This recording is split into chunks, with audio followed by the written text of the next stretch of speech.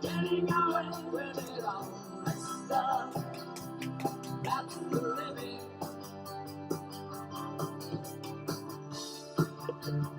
And your drinks is Hello, everybody. Hello. How are you all? Hello, Judge First again. Oh my God, the roll continues. There is no stopping you. And sneaky little second place there for MZ. Well done. Ursulax, please, my 12th Legion heart. And hello, Mellowshade. Hello, Edvin. Hello, how are you, dude? Yes, greetings. I'm in early as well. Yes, I know. It's like 8 o'clock. It's not 8 o'clock. It's 7:59, and I'm already here, loitering in the dark with this beautiful Tagmata Omnisire. Yes, mad cat. And some dudes, but I think most people are going to be interested in what's this is all about. Still in the wrap. I have not even broken the seal. It is still there. There's some knights on the back. Can't see any iconography as such, although the coloration being sort of black and silver would, to me, indicate House Procon Vi.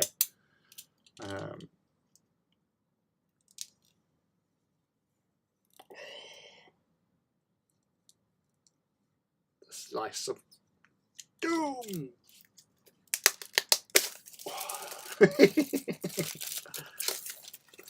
Machine noises. Yes. That's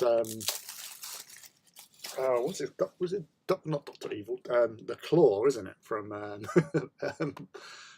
Inspector Gadget. I'll get you, Gadget. Oh, that's a bit different smell than usual as well. If we had smell-o-vision, I'll tell you that's a different smell that I'm used to. But then again, I'm probably thinking of plastic crack to the smell enough. It's an interesting smell, and just I'm already drooling over the Tagmata Omnisire icon within the Horus Heresy Warhammer book. Libre Mechanicum, Forces of the Omnisire Army book. so long I could do that because one has to keep the voice supple and flexible for all those octaves. We sold out, so not. Oh no! Well, I would have thought you could have, used your position as chief awesome dude to actually put one aside for yourself, buddy. That's not good. That's not good at all. You need your Mechanicum book. Everybody needs a Mechanicum book. Look at it. Look at it. Gaze at its beauty. Sorry, Chaos just nipped in there. Sorry. The umpteenth, yes. O team, yeah, not team. Hello there, Mac. We don't have them in Americas yet. They'll get there. Don't worry. The boat is slow. Mine hasn't arrived yet. Received mine, but not had a chance to have a look at the book. This is, I say, literally just opened, Rob. Just opened it. Fresh. I'm going to even open the first page. Oh, the usual map of the galaxy, showing lots and lots of Forge Worlds and Fortress of the Great Crusade, Destroyed System, Forbidden System, Legion Homeworld, Legion Protectorate, Mechanicum Forge Worlds, Dark Mechanicum Forge Worlds as well. Which is interesting because from what I'd heard from the reviews before, I've watched a couple of early reviews because people get sent stuff. they were saying that the book is from the origin, the start of the heresy. But if they're marking out, obviously, well, I suppose there was that, but Dark Mechanicum didn't sort of like just appear. It took a bit of time before the traitorous ones got all the good shit. Mars, yes, okay, I'll let you have that. So Mars obviously was in the Terra system, so Mars is not actually represented in there because it's part of Terra, which I think is an oversight for this particular book. Maybe it should have been Mars at the centre for this one. Just putting it out there. But then again, Terra does have Forge upon it. Who we got here? Mannerheim, Forge, Esteban, Phaeton, Urdesh, Artemia, Sturges, Milhand or Miljand,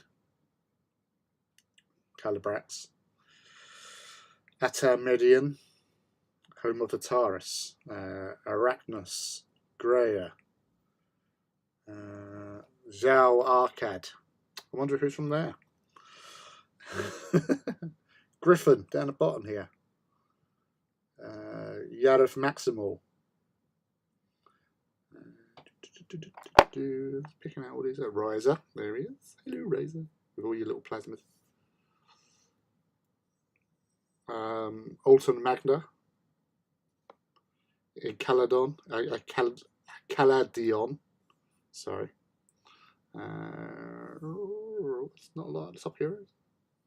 For Cypramundi, Cypramundi is the Fleet Yards, isn't it? Zana. Ooh. Wonder who comes from there. Lucius. Here's the fans all the way up here. Celio Trafe. Over this side of the world, Ulan Buddha. I think that's Ulan Buddha. Looks like an Ulan Buddha. Triple X. Bolgorad. Tigris, home of the Imperial Hunters. And yeah, Metallica and Akratan, or Akatran, sorry, and Calagast, or Calagat, there you go. So yeah, so that's oh, and Vilius, it was just there right in the crease. So there's a lot of Forge Worlds shown on here. Not that many on this side of the page. Loads over here. What else we got going on here? I need a way concentrating on Transformers stuff, so missed that. Oh yeah, you've been away, yeah. Did you have fun though? That's the main thing. I saw the US was late for stuff, AI stuff. That's typical. Is this the puny loyalists, or is it a true Mechanicum in this? It's, as Judge says, it's both dark and loyal, but there's no dark Mechanicum stuff from what we've been told. So that's why they're probably saying it's the earlier stuff from the heresy. So I'm just altering a few things. That's better. You know, that's what I think it is. I think they are Pro Convoy. I can't see any symbols on either of them,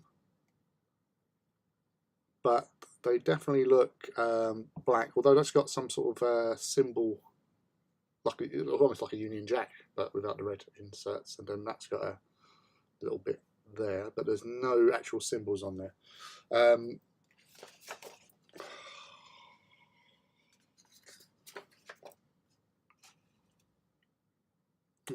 Gryphonicus. Right. Oh, look at that beautiful picture. Look at that. That is so magnificent. It is rather fan-dabby-dozy. Never get bored looking at that. In that case, talk to me. Talk Traitor Knights. Well, that's the thing, you know. everything in here is both traitor and loyalist. So, you know, you can't really go too far wrong in that respect. So contents which has been shown about. So you've got the Crusade Force Organisation, Allies in the Darkness, Age of Darkness, Warlords of the Mechanicum, Archmagus Prime, Prime on Abeyant, Magus Dominus, Dominus on Abeyant, Caleb Decima Invictus. Now he's the only loyalist character they've actually ever done. I did notice through the other stuff that has been released, because you've got some of the other characters in here, but they're all the traitor ones. So Caleb Decima Invictus, who was the first Magos in Betrayal, when they had a very small auto redactor sort of thing. So whether or not he's going to get a character model, because it was actually originally the picture that they showed was the original sort of tech priest that you get with Titans, for them, for Caleb Decima. So he wasn't as big and grand and imposing as like Scoria, or even Dravak, for that matter. Tex Priest Auxilia, Acutar Magisterium, the Domitar Battle Automan Menpul, the Myrmidon Secutor hosts. They're definitely making more of the Myrmidons as well. They weren't like a major unit that most people would go for, but they seem to be sort of, they've changed the makeup of the Tagmata and given them more focus with some of the things you can take. So like with the major arcana that they had, the Magos Arcana that they do, the Myrmidax, which is what I used to choose with my Archmagos Prime, they've now changed what these do, so they actually give you options. So obviously if you go Myrmidax, it allows you to take Myrmidax dudes as troops and stuff like that. So yeah, that's going to be interesting to see how this all works out. Obviously you've still got the Tech Thralls, Phalanx Cohort. I love Phalanx. Skylax, good thing I've got 12 of them, because you can use some of these as bodyguards now as well as just troops. Castellax, Mainstay, Triaros Armoured Conveyors, Artalax Battle Automata, Ursurax, Vorax and Vulturax, all fast attack. My baby is the Thanatar Siege Automata, the cover class, and then you've got the other one, the Calyx. Myrmidon Destructor Host, Carachnos, Assault Tank, Krios Squadron, Knight Morax Tank. Now, I quite like the idea that they've actually made these as heavy. So, yes, people will be buying more of them to field them in armies. But it's nice to have little armies running around. Lords of War, which are all the Mechanicum Knights, so Megara, Asterix, Atrapos, and Asterius. The Asterius is the only one I do not actually own, because I never really liked the model. It wasn't until some beautiful bastard named Rob Walters did some awesome work with one, and I thought, you know what, they're actually quite nice. Ordinatus Ulator and the Actaeus.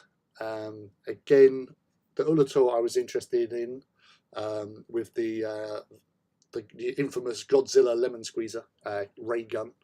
That would have been interesting to see out and destroying things. But I still think for what you've got in there for cost and points in game, you know, you're better off. I feel that you're probably better off actually using like a Titan.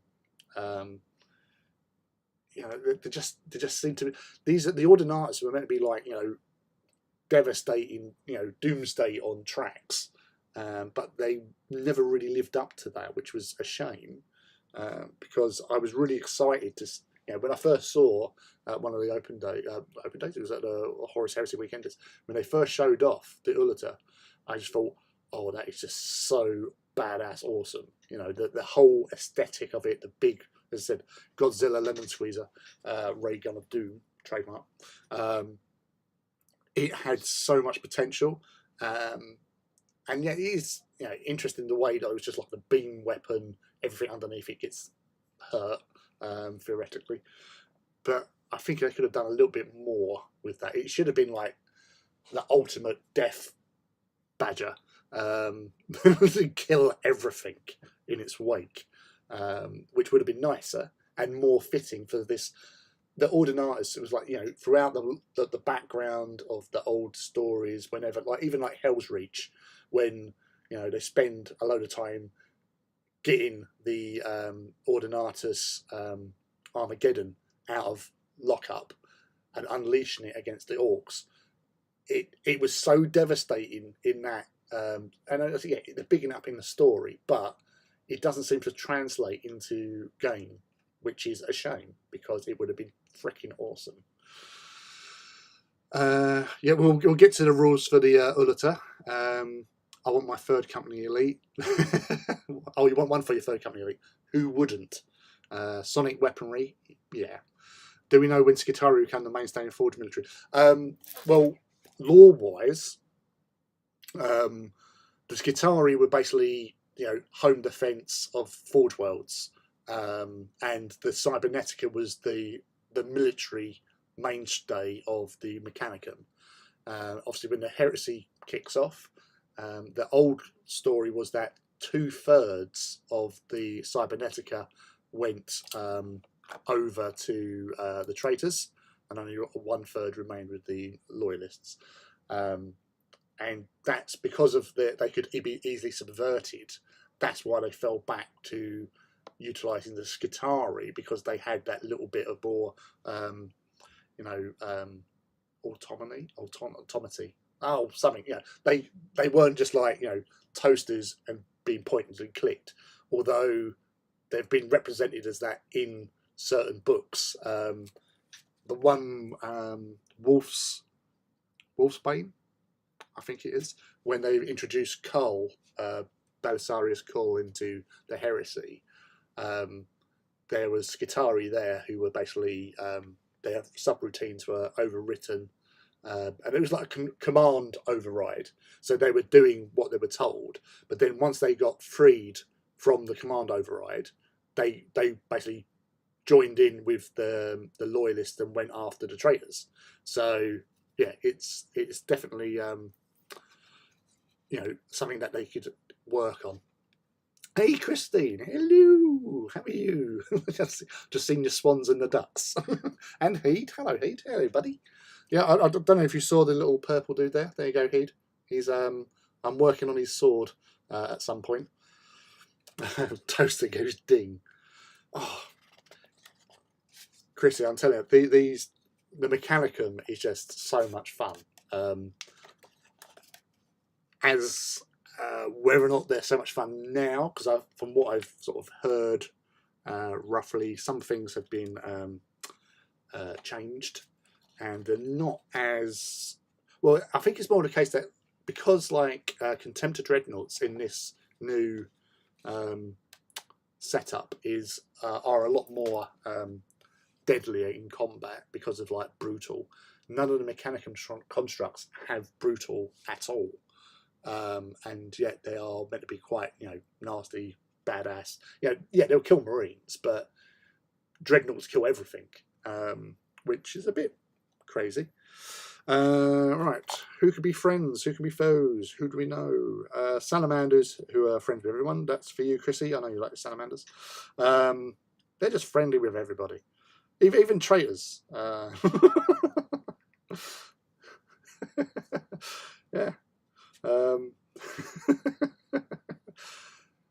That's crazy how the Salamanders were like, sworn brothers to Dark Angels, Emperor's Children, White Scars, Space Wolves, Imperial Fists, Blood Angels, that's fair, Raven Guard, Alpha Legion, and the Imperial Army.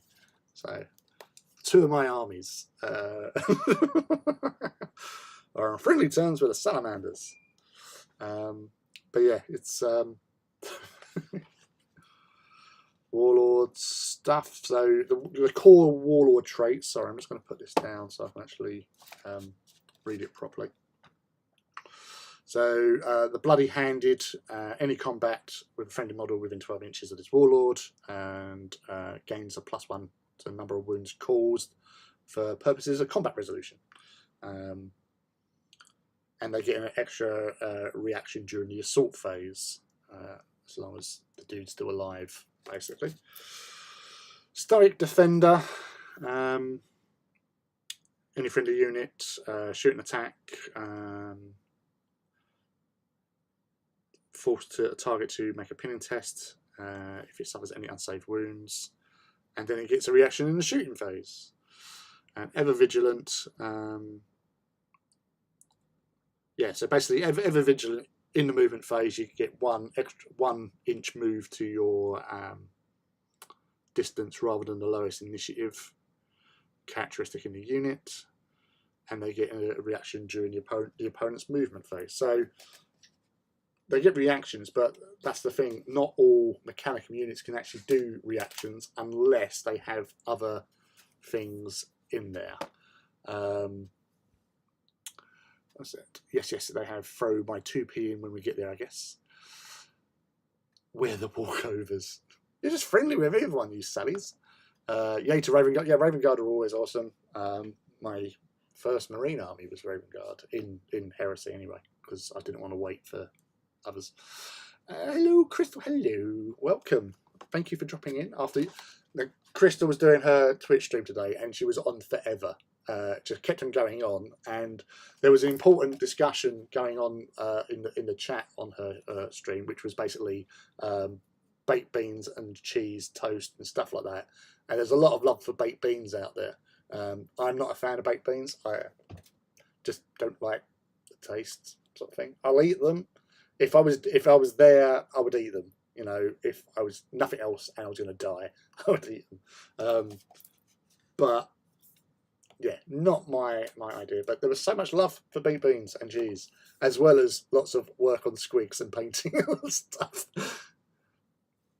Oh, well, you say you went above and beyond. It was about 6-7 hours you was going, surely, because I remember you coming on in the morning, and you were still on when I was leaving work. So,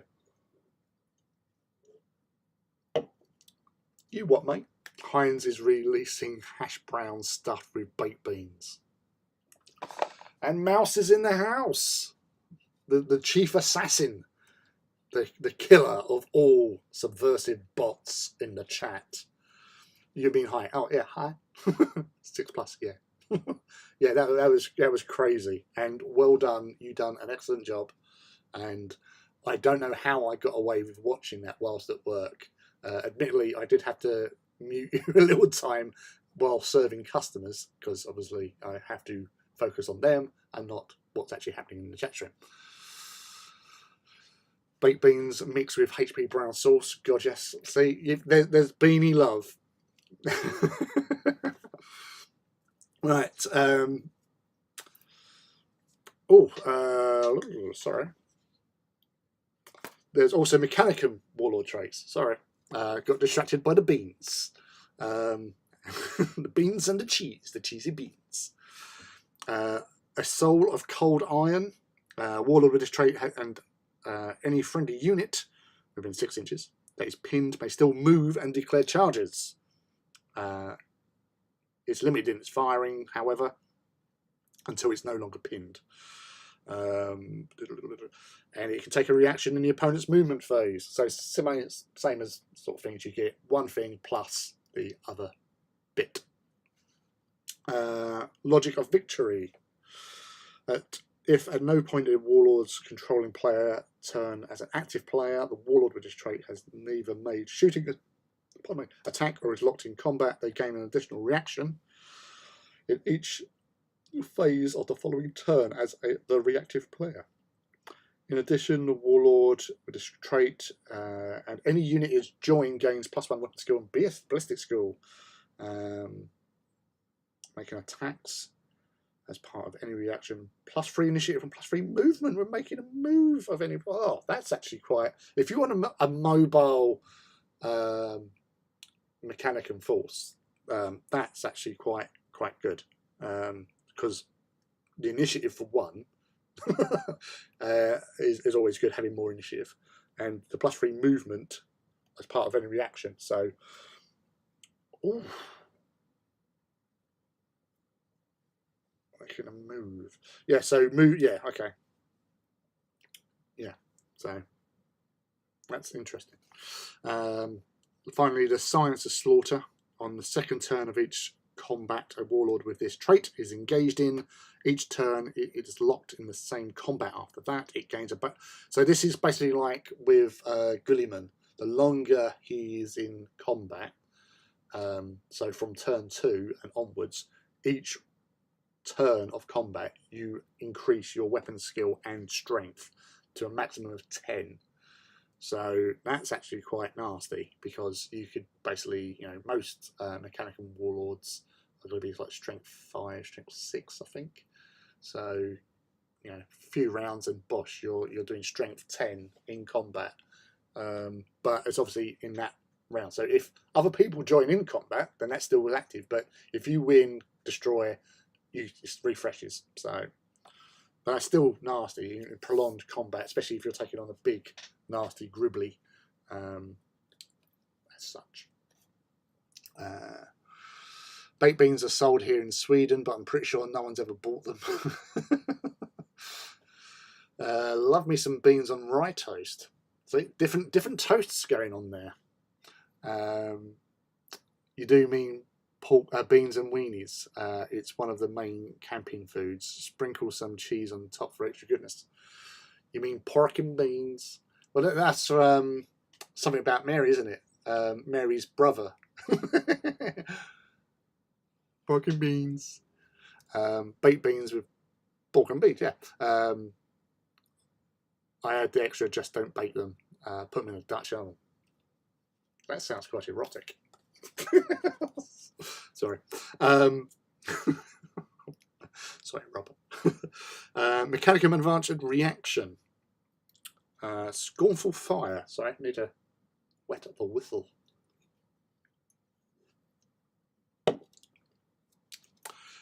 This advanced reaction may be made once per battle during a shooting phase, when enemy unit declares a shooting attack. Targeting a unit that includes a model with the independent character special rule under the reactive player's control, which is part of the Mechanicum detachment. Right, okay. So if you stick an Archmagos or something in with a squad of, you know, Phalanx or Domitars or Thanators even,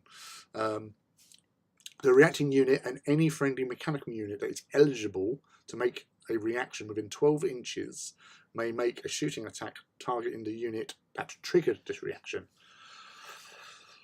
That could be really nasty, especially if you set up your forces in like overlapping fields of fire, for example, because if the units can make reactions, because as I say, not all Mechanicum units can. A lot of the automata cannot make reactions unless there's some other thing that allows them to.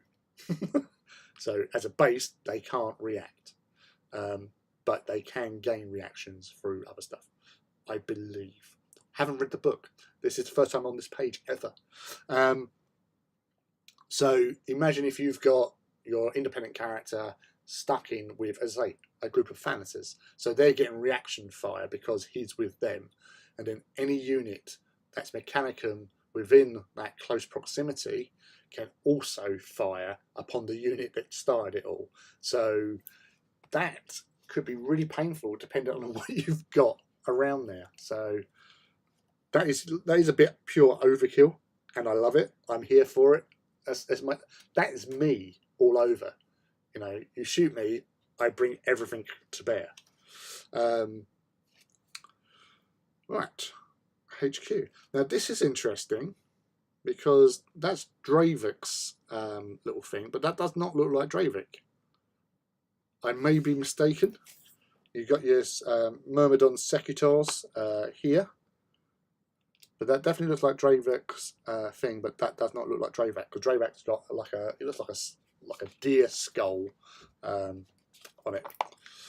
Right. Anyway, Archmagos Prime. Yeah, that's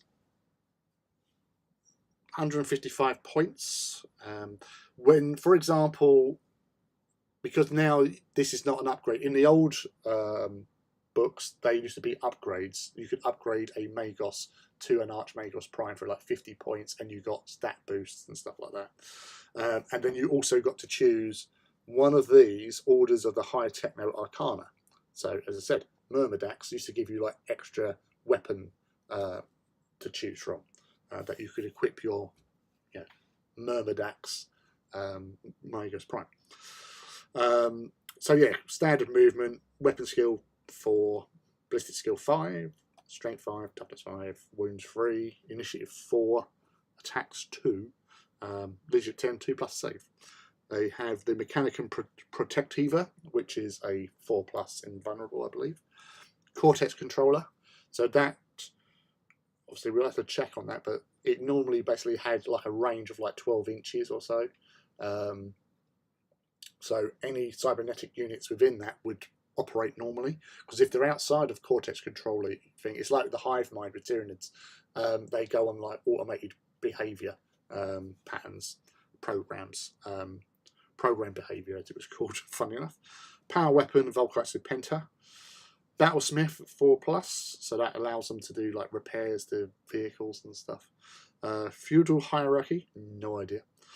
Firing protocols 3, so that allows him to fire 3 different weapons, because they can have multiple weapons as standard because they're Mechanicum. Of course they can.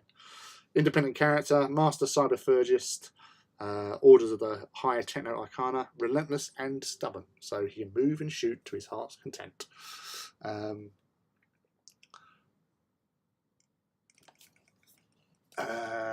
Well, this is heavenly. You can get the Heinz original tomato here at most grocery stores.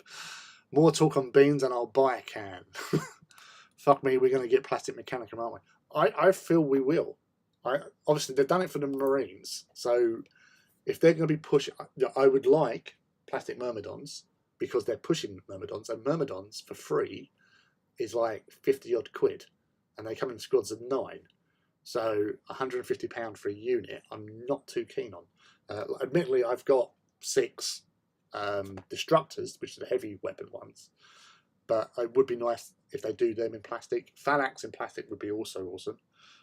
Anything of theirs in plastic would be pretty cool. Even the vehicles, like the Venator, Krios Venator, and the Triorus, because at the moment Triorus are around about £155, £110 for one. That's expensive for a transport because it has no massive weapon. It is purely, it's survivable. It has like a flare shield and stuff. But it is a glorified Land Raider with a 20 capacity. So it's a Spartan, but without las cannons. It's just got Volkites on the side, from what I remember. And a Mauler bolter cannon. Anyone want to buy a work in progress World Eater army? I need a Mechanicum army. Kidding, mostly. Not going to make a big hardback with no support. No, exactly. No, I think you're right that it looks like the transporting things will be for him unless it's the angle. Cool. I'm so late, but this is option for Dark Mechanicum in there now. No, there's no Dark Mechanicum stuff in here from what I've been told. It's basically there's Dark Mechanicum characters, because Dravik and Scoria are still in here. Suturel, or Intar Suturel, who was the first traitor Magos, is not in here. So if he's going to come out in a PDF like they did with some of the other sort of non-model characters, maybe. That's what I was saying about Caleb Decima in Victoria. If they're doing, well, we'll see him in a minute, but if they're in the book, I would assume they're going to have a model for him of some description. Where do you come from, you pexy little fly? Oh, Dravak has metal. Okay, I didn't know that. Sorry, I only knew the skull one and the other one's cow. So okay, that is him then. Oh well. Right. So weapon-wise, Architect's Pistol, Lucifex, Maximal Bolter, Photon Gauntlet, Plasma Pistol, Power Fist, Corpuscent Stave, Chain Fist, Paragon Blade. Pretty much the same. New Argos Mega Prime can take a incunabulum Kunbalun and Kunbalun jetpack for 20 points. So Archmagos Prime with a jetpack. That is going to be fun. Have them going around with Phalanx. Conversion Beamer, Grav Imploder. But they can only take one of these, sorry. So Servo Arm, Jetpack, Conversion Beamer, Graviton Imploder, and Machinator Array. Which I always like the Machinator Array. Because it gives you extra weapons and attacks. Then you can do the Techno Arcana. Then you can... so this is the thing. Archmagos Prime with Myrmidak's order of High Techno Arcana may take up to 2 selections from the second list, but may not select a Rad Furnace. So from the second list of weapons that you can take, so the first list of weapons was to replace the Volkai or the Power Weapon, or Power Weapon. Second list, you can have Rotor Cannon, Graviton Gun, Melter Gun, Irrad Cleanser, Phase Plasma Fusel, Photon Thruster, and Rad Furnace. But if you're a Myrmidax, you can't take the Rad Furnace, but you could take any two of the others, or 2 of the same others. Mastercrafted for 1 weapon, 5 points. Master Cyberphurgist. The Archmagos Prime may select one of the following Cyberphurgic Arcana, gaining all rights and weapons that are part of the Arcana. So Artificia Cybernetica, Artificia Machina, and Infirmera Incursus. It's a lot of Latin stuff. Hey Ivy, I just see you sneak in there, you little scamp. Hello, how's your holiday? Oh, you're back from holiday. Even better. Welcome, welcome, welcome. It's lovely to see you. Hi, Mouse. Hi, everyone. You missed the unwrapping review. Is ongoing. What the fuck is with one? Yeah, so you can only have. You don't have to have one, but you can have one. That's the whole 0 to 1. It's not compulsory. Finally, you can paint again. Yay! Oh, you missed it. Oh, we've missed you. The streams are never the same without you. Needs more drinking. Right. Archmagos Prime on Abeyant, which is 30 points dearer. So the same stat lines as the Archmagos Prime, but obviously the Abeyant allows them to move around a lot more. So it's exactly the same, but for 30 points more, you've got an Abeyant, which I'm going to break with tradition and go and have a look what the Abeyant does now, like movement and stuff. He says, if I can get past all these knights and tyrants. Oh my god.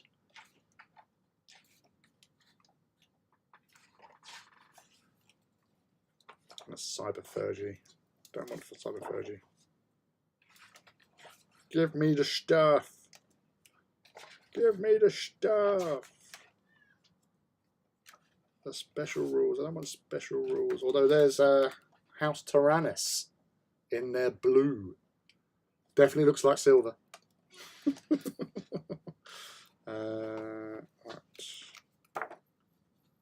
Right, weapons. Yay! Right, that's all well and good finding weapons, but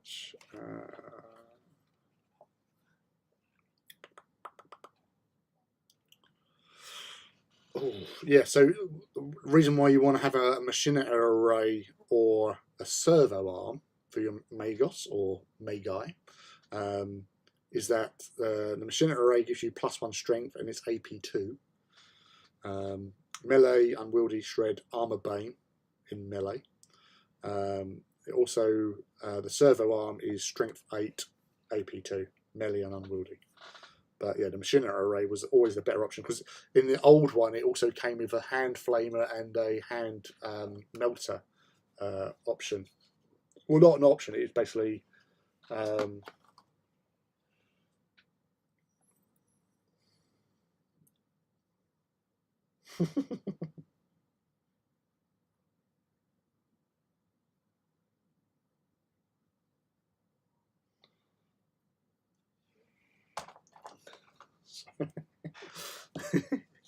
Sorry, where's the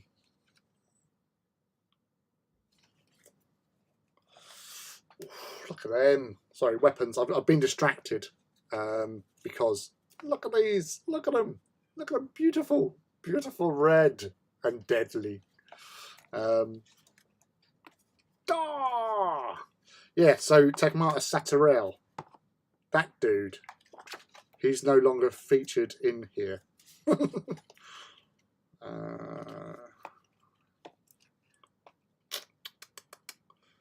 These are pretty awesome.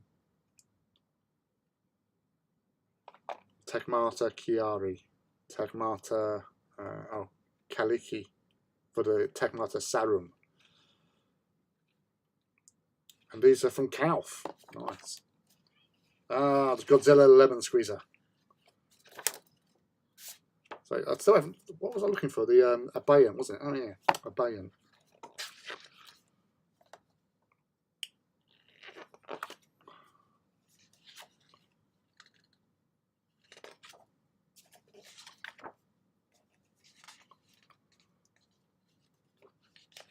Oh, a little bit on there. That's the jetpack. Stratos Thrusters Red Furnace. That's a bit annoying. I'll find it at some point. We'll go back to it. What's that? Armor Bane and Shred. Yeah, no, Machinita Array was always the way to go in the old system. Like my Archmagos Prime on a Bay, it used to be over 300 points. And could just like go and chomp things. Who are you killing? Silly. Holiday was nice. Meeting my soon-to-be in-laws. They were relatively well behaved. You need to speak, rodent you. I need to paint Night Raptors. Like my life depends on it. You do that. Oh, Shani. Wowza, that Graviton Ram pick is beautiful. Yeah, the Graviton Fist that the Thanatar. No, yeah, it's a Thanatar. No. It's the Calyx. Thanatar Calyx. The one with the big Sorex or Sotex las cannon doohickey. Anyone in the UK got any recommendations for super cheap dry brushes? I'm using cheap set of makeup brushes and they work great, but the bristles are falling out. Try some cheap synthetic angle brushes at craft store. Always options. I just use flat brushes because I'm a fascist in that respect. No, I'm not a fascist. I'm a flattist. Alright, that's interesting. Alright, so Magos Dominus.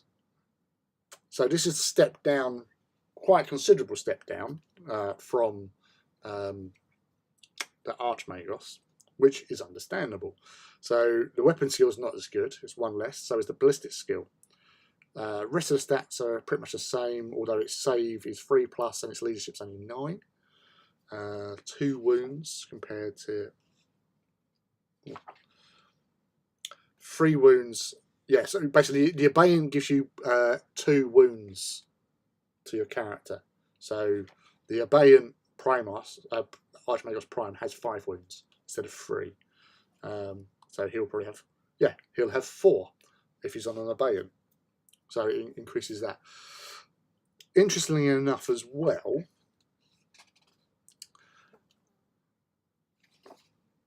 alright, the Battlesmith is not as good, it's 5+, but the Magos Dominus, both varieties, has Feel No Pain 5+, whereas the Archmagos does not have Feel No Pain. It's Patris Cybernetica, which I'll have to look up again. Obviously you don't have as much selection weapon-wise or equipment-wise, but you can have Servo Arm or the Machinita Array, so 15 points difference between the two, but I'm always going to be a fan of the Machinita Array because they are awesome. But yeah, same again, but they can't take the what do you call it?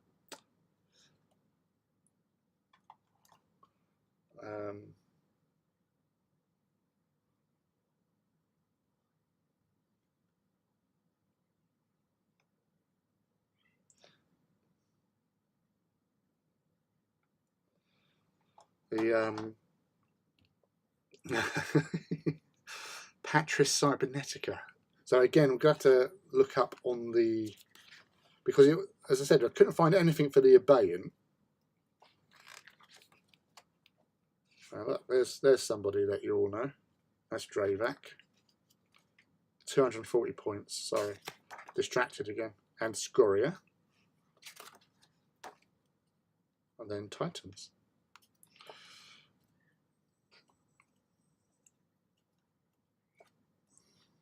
So there's definitely not any. Right. I just think I'm going mad. Ooh, God engines.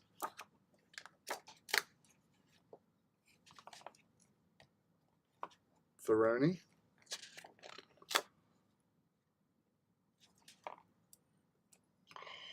Look, sorry, I'm perving over these pictures. These are just so nice. Is that coming through? Okay. Domitor, Castellax, Vorax, Ursarex. Do not have any Ursarex myself. Never really appealed. I do have a Vulturax. Vulturax in plastic would be nice. Magos Auxilia. The Adcirculus.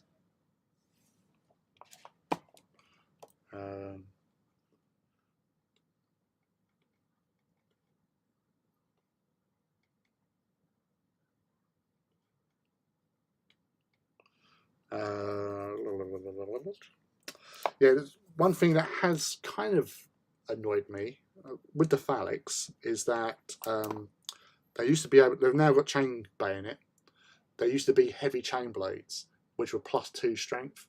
These are only +1 strength, so they've lost 1 strength, which is annoying. And yeah, so that's not the is that. Oh, you can't see it. Damn it.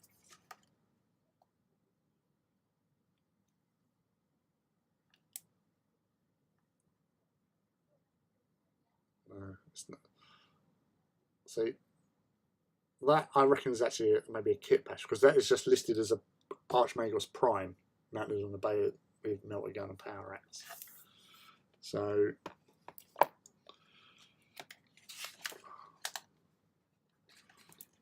ooh.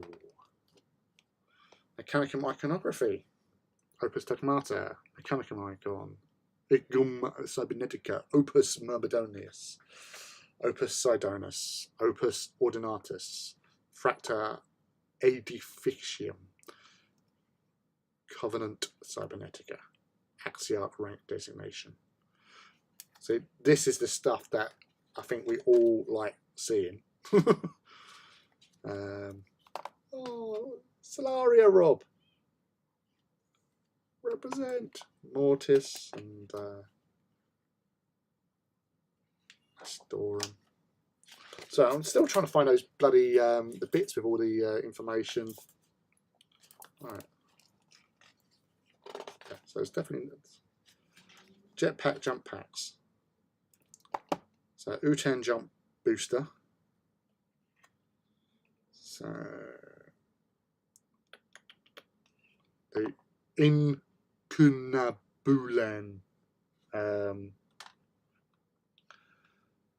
Yeah, jetpack. So it moves the same as like the Phalanx jetpacks. So it moves 6 inches. The move characteristics by improves the move characteristics by +6 inches. Ignore terrain whilst moving during the movement phase. A unit begins its movement in dangerous terrain. You still need to take a dangerous terrain test as normal. It gains bulky 2, deep strike special rules, which is handy. If it already has bulky 2, it gains bulky 3 instead. Yeah.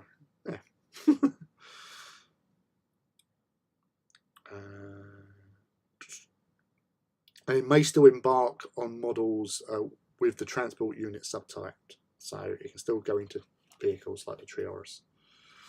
Graviton Ram.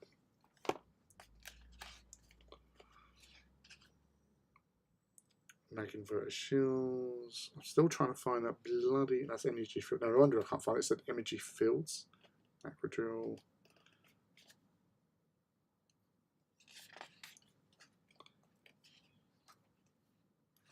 There's nothing there about a beta. So it also looks like, sorry, with the just have a double quick look.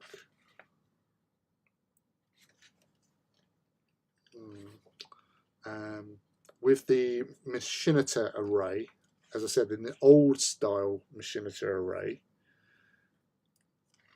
it used to give you a melter pistol and a flamer pistol as part of its setup. So part of the Machinita array, so it's like the multiple arms and stuff, like you see on the backs of Space Marine Tech Marines. But it doesn't look like that they get that anymore. Oh no, it does. Sorry. Yeah. So with the servo weapons, additionally, a Machinita array incorporates a flamer and a melter gun. A model with a Battlesmith X special rule may add +2 to repair rolls results if they also have a machine array. So that, yeah. So basically, +2 on your Battlesmith roll. So when you're doing repairs, so normally they have 4+ Battlesmith. So theoretically, you roll 2+, you're getting it. And you also have melter gun and a flamer, because you have firing protocols free for your Archmagos, so you can fire 3 weapons, because obviously if you're a Myrmidax, you've already got 3 other weapons. So yeah, a Myrmidax Archmagos Prime is packing heat of the scowls that even God hasn't witnessed. Right, let's get back to where we were. Where were we? It was beyond that anyway. Amazon flat brushes are great. Yeah, let's again, I'll just get those cheap flatty ones. Yeah, I get all my dry brushes from the works, £3 for a pack of 6 brushes. I use whatever I have. I like the angle. Yeah, I've used the angle ones before for dry brushing. It does give you a little bit more maneuverability when doing dry brushes, and you know, I just like the feel of them in your hand. All right, so anyway, yeah, Magos Dominus, 5+ feel no pain. I wonder why you don't get feel no pain, but then again, I don't know what feudal hierarchy does, because I haven't seen anything describing those sort of things in here. Definitely not seen special rules, unless I've skipped past them already, which I don't think I did.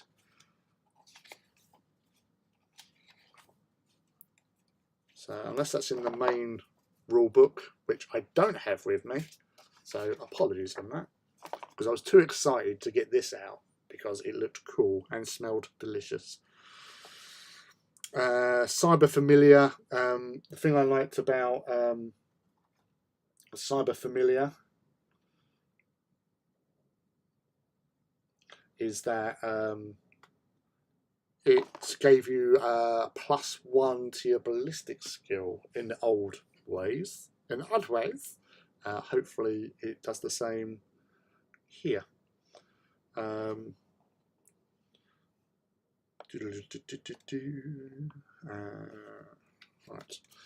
I'll move on from there anyway. So Caleb Decima Invictus, the only loyalist character for the Mechanicum.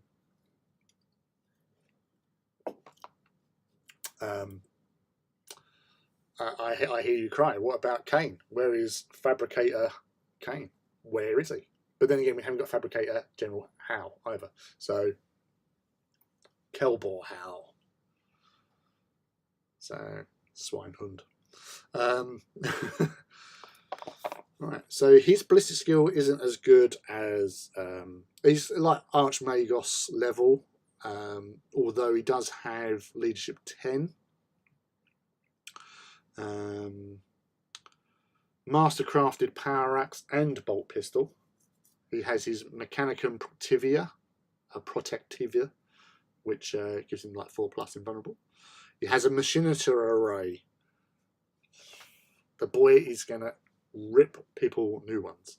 And melter bombs. There's melter bombs as well. So he's got melter bombs and a melter pistol. Yeah, he's going to hurt. He's a unique infantry character. Independent character as well. Battle hardened 1. Battlesmith 4+. He's fearless. Feudal hierarchy, which I haven't got the main rulebook. So if anyone's got the main rulebook and can look up on the traits, if you can find what feudal hierarchy is, because it's not in here, that would be very handy and helpful. Hatred traitors. Can't get enough of that. He's loyalist, master cyberphurgist, artificer reductor, the orders of the high techno arcana, reductor, sorry, page 101. I'll have a look at that in a moment. He has precision strikes on a 5+. He's relentless. He has sunder. He's the walker in ruin, and he's wrecker as well. That's quite nasty. Calibdecima Invictus may be joined by the following normal points costs: a Tech Priest Auxilia, or Skylax Guardian Automator Maniple. This unit may be upgraded freely as described in your profile, including taking a dedicated transport option listed, and may not voluntarily leave this unit during the course of battle. This bodyguard unit counts as being part of the same HQ unit, and owning unit doesn't take up a force organ. So yeah, if you give him a bodyguard, they don't take up anything, but he has to stay with them and then with him. But I don't see that being a problem. If you get like tech priests, especially running around a big group of tech priests with Decima, just repairing the crap out of everything. Master Cyberphurgist Artificer Reductor.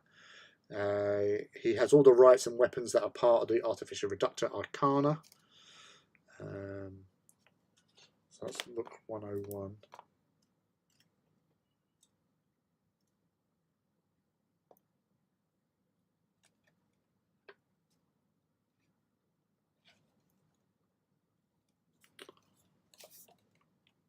Reductor. Demolisher. Models with Battlesmith X special rule and attachment. That includes a model with this special rule may target buildings with Battlesmith X special rule, in addition to models with a vehicle, dreadnought and automata unit type.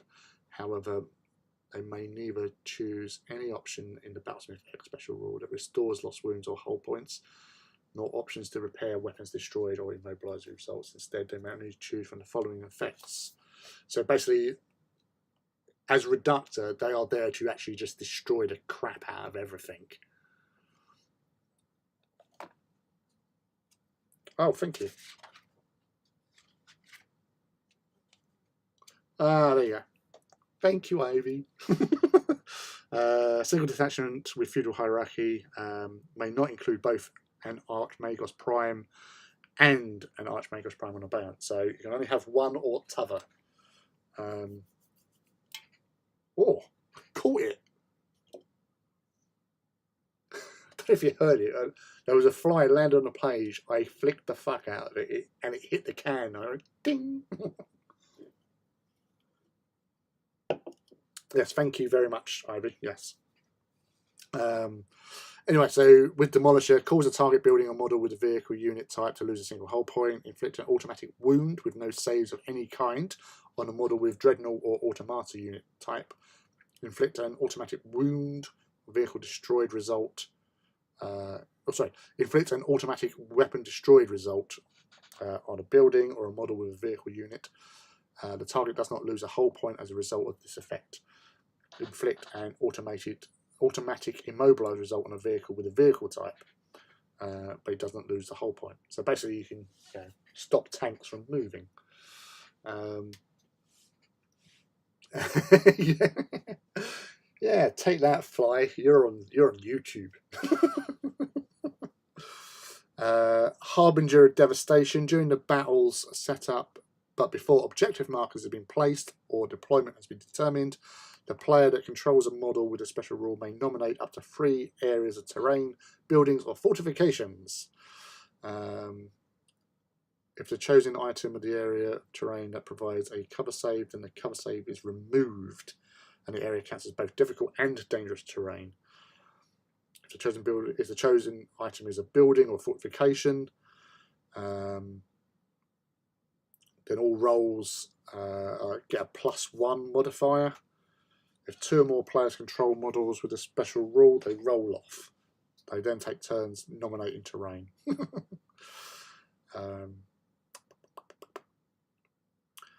Secrets of Annihilation. Model with a special rule gains the Artificio Reductor Cyberphagic Arcana and may not select other Cyberphagic Arcana from the available cyber. Yeah. So basically, it leaves you to then. But look at that. Yeah. So this is what you were talking about, Rob, wasn't it? Look at that. Those grab fist monkeys. All this brass trim is exhausting me. Oh, you're painting up the what do you call it? The Death Guard floaty bloaty drone thing, aren't you? I remember seeing you with that smiling, going, "I'm going to paint this."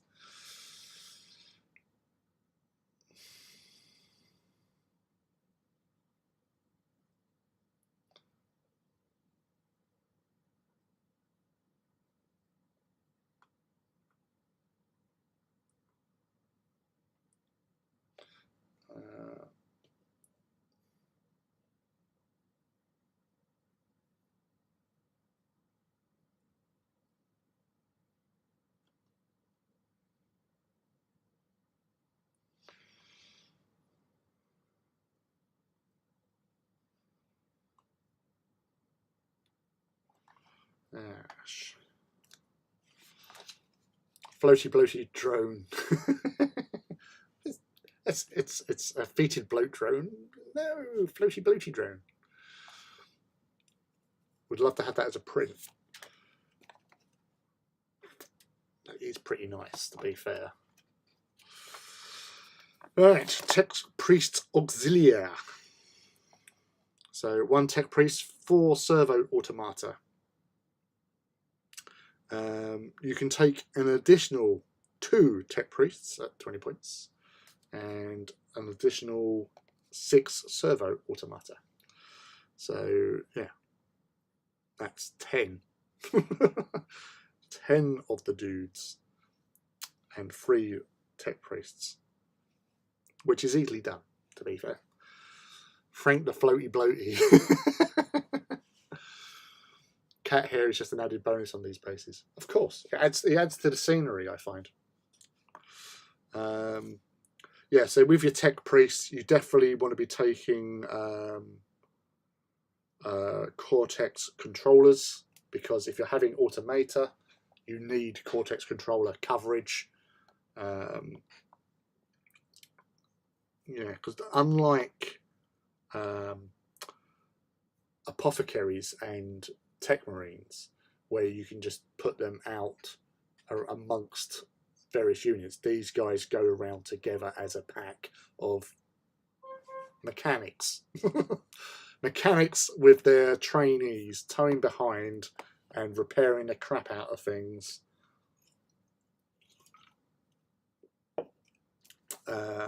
Unless, I think they can benefit from the reductor stuff. Yeah, they do. They can have reductor stuff.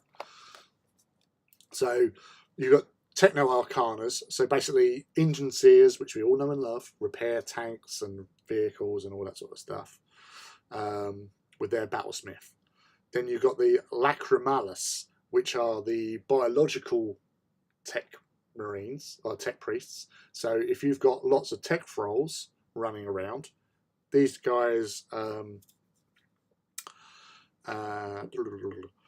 Magos Auxiliary and Servo Automator in the unit have Feel No Pain 5+ special rule. Friendly Adsukalaris tech thrall units with at least one model within 6 inches of one or more tech priests or Magos Auxilia with the special rule gets +1 to their Feel No Pain damage mitigation rolls, or the Feel No Pain 6+ special rule if they do not possess Feel No Pain special rule.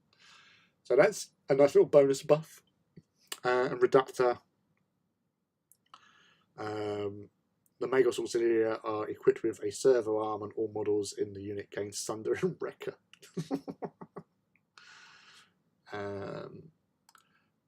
They may Magos Auxilia may exchange their servo arm for either a conversion beamer or graviton imploder for +25 points. Nice. So the Magos Auxilia is the boss, the sergeant of the squad. Then you've got tech priests, but obviously their ballistic skills and weapon skills ain't great. Normal human stats. 7 leadership, 4+ save, 3+ save for the Auxilia, and the Automata get 5+. A servo automator, sorry. Yeah, they can have graviton guns, Volkite chargers, augury scanners, and Nuncio Vox. We all float down here, floaty boat drone. Right, the Arcutor Magisterium, assassin of the Prefecture Magisterium Paternis Malagra. So yeah, the Malagra Techno-Arcana are basically, they are the assassins of the Mechanicum, or Mechanicum assassins. So assassins who are of the Mechanicum. You know what I'm talking about. So move 7. Pretty nifty. Weapon skill 5, ballistic skill 5, strength 5, toughness 5, 2 wounds, 4 initiative, 2 attacks, leadership 10. Oh, this is one elite choice. You can only ever have one of these in your army. Equipment: Corpusant Stave, Archaeotech Pistol, Mechanicum Protective. So it's got 4+ invulnerable as well. It has Cortex Controller. Nice. Frag and Crack Grenades, which is not common for mechanical units that have grenades. Or is it? I don't know. Battlesmith 5+, Feel No Pain 5+, Firing Protocols 2, so 2 weapons it can carry, or 2 weapons it can fire. It has the rule Hunter Killer, Independent Character, it's a Loyalist, yes. Monster Hunter, yes. And Precision Strikes at 5+, yes. It can take one of the following additional range weapons: Phase Plasma Fusel or the Photon Thruster. Out of 2, I would always go for the Phase Plasma because I would use him for killing Marines, basically. Although nowadays they don't get the same sort of impact as they used to, whereas there used to be salvo weapons, 2 free. If you had them with... I used to give them to my Phalanx because you could have every third you can give them a special weapon like that. But because they were relentless, they could fire it anyway. But you'd be getting 3 shots, and they were AP free, strength 6, I think. So it was basically a 2+ to wound, and it was a dead Marine unless they had a cover save or they had a shield. I liked that, but now obviously they're a 4+ rending weapon, I think. It's a shame. Photon Thruster, which had Lance, so it would be strength 12 for like Land Raiders, but it was a strength 6 weapon, so you could only actually hurt a Land Raider on a 6+ anyway. So yeah, he can change his Corpusant Stave for a Paragon Blade. No brainer. May take a servo arm or a Machinator array. Machinator array every time. Sorry. I like the idea of techno assassins. It's just like, I'm going to run around and just murderize everything, even more than other murderizing type units. Right, Hunter Killer. I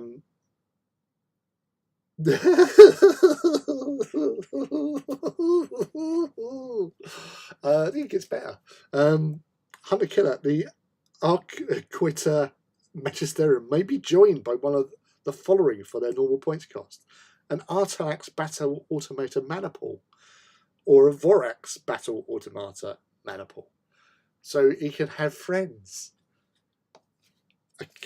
A Mechanicum killer, assassin of renown, and he has automata friends to come along and go, hey, don't you pick on our little friend? This unit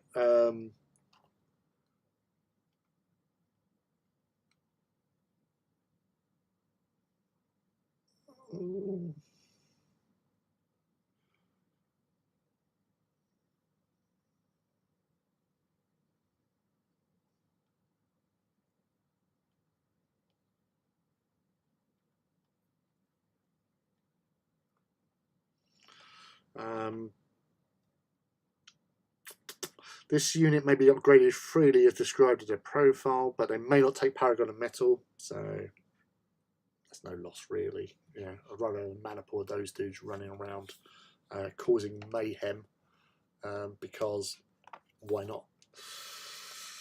Right, on to the fun stuff. Domitar, if that wasn't, but Domitar Battle Automata Maniple. 145 points for one Domitar. Movement 8. Weapon skill 4. Ballistic skill 3.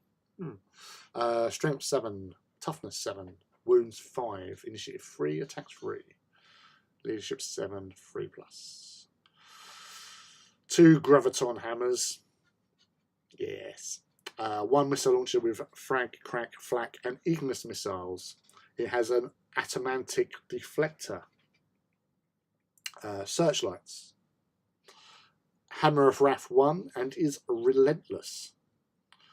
Domitar has, with 2 Graviton hammers, gains an additional attack. This attack is not included in the character. So he has 4 attacks if you've got 2 Graviton hammers, which you will do because it's all you get. And you can have an additional 4 Domitar at 130 points each. A unit consisting of a single model can be upgraded to Paragon of Metal. So, Psycho. Myrmidon Secutor Host. 150 points for 3 Myrmidons. One of them being a Myrmidon Lord. Comes with the axe, 2 Maxima Bolters, Refractor Field, so that's a 5+ invulnerable, and frag grenades. Their infantry, brackets heavy, and infantry character heavy for the Lord. Bulky 3, firing protocols 2, hatred, everything, I love it. Relentless and stubborn. No line. But yeah, so you can right, a Myrmidon Secutor host numbering no more than 6 models may take a Triaris armoured conveyor as a dedicated transport. Well, you can have up to 10, Myrmidons Secutors. And then you can exchange either or both the Maxima bolters for one of the following: Volker Charger, Graviton Gun, Irred Cleanser, Phase Plasma Fusel.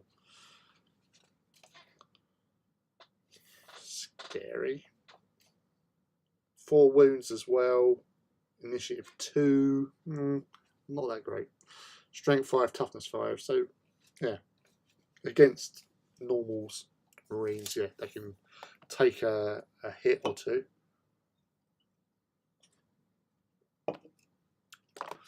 Anti-Calaris Tech for All Covenant. 45 points. Yeah. 6+ save. Leadership of 6. Yeah, but they are line. I think these are the first line unit we've had so far. Close combat weapon and Laslock. Right of pure fault. They're stubborn. They feel no pain on a 5+, and they hate everything, which is always good. But you can have them in squads of 20, or up to an additional 20. So that's squads of 30 at 3 points per model after the initial 45. You can take a Triaris if you want to. Phalanx. Movement 7. Weapon skill 3. Ballistic skill 5. Sorry, I'm wishing it's 5. It's not. It's 4. Strength 4. Disappointed.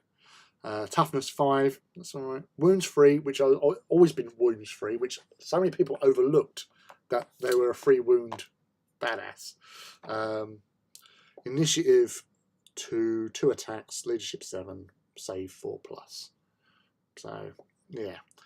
Close combat weapon, lightning gun, the Lorica Phalanx, the unpronounceable jetpack, frag grenades, infantry line, handy, bulky 2, Jin sight, feel no pain 6+, relentless and stubborn.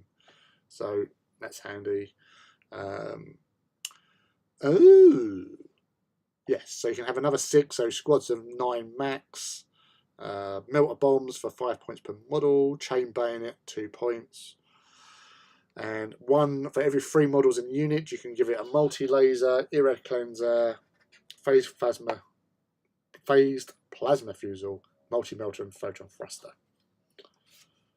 So the jump pack gives a +6, so they have got a 13-inch move.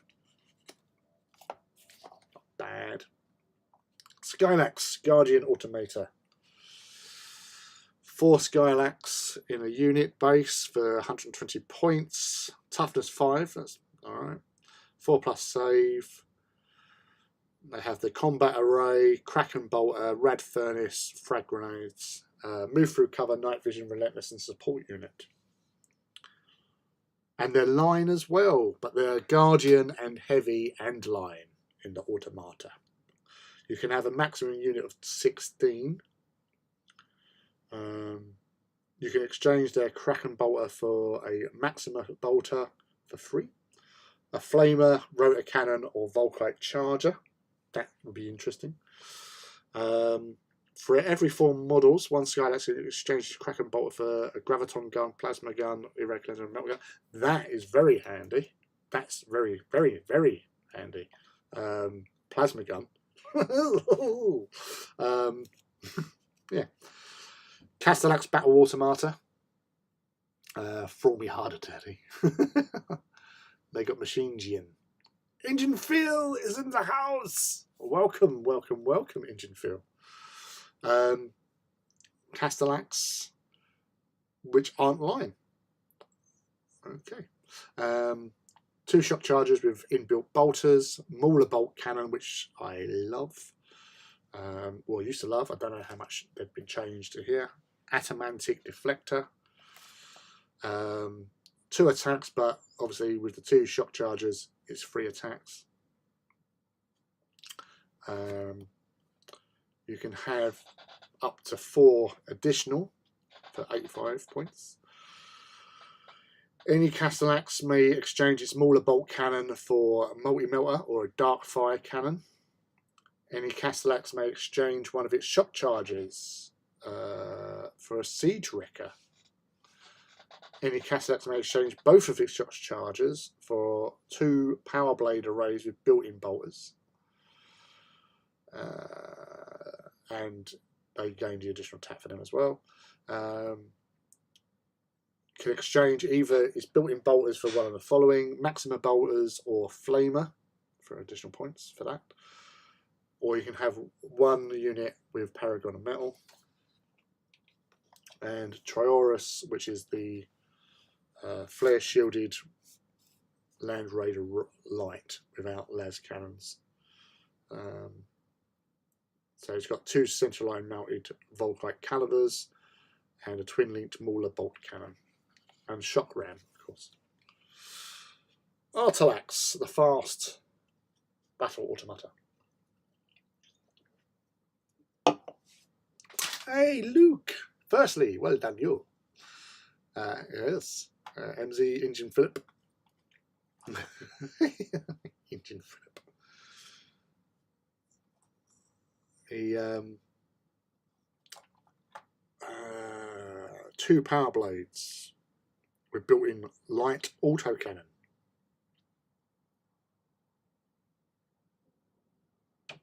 It has autocannons. Automatic deflector, the Utan jump booster. Hammer of F1.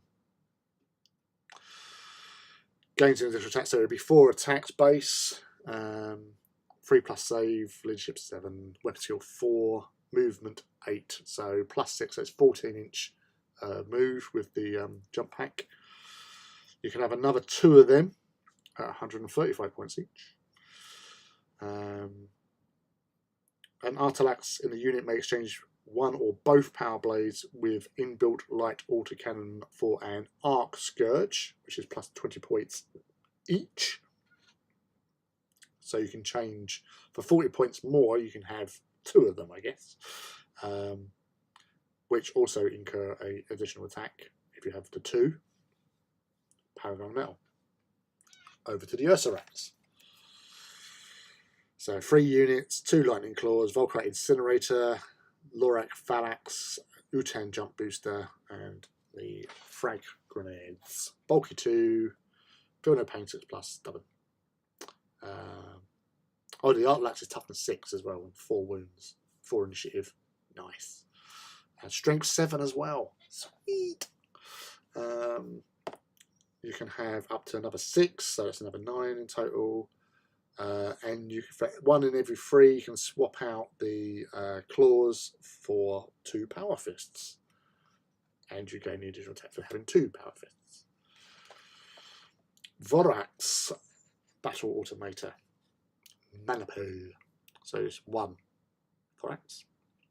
Has the power blades with built-in rotor cannons, lightning gun, and automatic deflector. Cybernetica is light as well. It has Fleet 2, Hammer of Wrath 1, and Scout, which is going to be fun. Utan is Swedish for without. Oh. There was something else I can't remember. There was something like, or it's kiss, or like you make a kiss sound, that means yes as well, or something in Swedish. I may be hallucinating. And you can you can have them in units of up to 6 with 5 additional. Nice. Vulturax. They have 3 wounds. Initiative 4. Nice. Toughness 5. Strength 6. Nice. 3+ 8. Arc Blaster, 2 Havoc Launchers, Automatic Deflector, Stratos Thrusters, Ginsight, We Will Not Die, Night Vision and Surveillance Protocols. You can only have a maximum of 3 of them. So again, handy dandy. Isis, where's the Warby? Ooh. Thanatos Siege. What the matter, Manable? Very Manable. The Thanatos Kavas, which is the plasma mortar ones, and the Thanatos Calyx, which is the Sotex las cannon. Solex heavy las, sorry. Movement 8, weapon skill 3, ballistic skill 4, strength 8, toughness 8, wounds 7, initiative 3, attacks 3. Although if they've got 2 shock charges, which is the Kavas only, so it'd be 4 attacks, 2+ save. The Calyx has the Graviton Ram, which, yay, we want Graviton. That's not true. Far up north, we have a brief kissy sounding inhale, which does mean yes. That's what I was probably thinking about them. Automatic thingy, deflector, twin linked Mauler bolt cannon. Cybernetic it's heavy. Hammer F1, Thanaton Maniple. Special rule. Okay. So yeah, you can have up to 3 Thanator Cavas. You can replace a single Cavas with a Calyx. And Paragon Metal. Right. Myrmidon Destructor Host.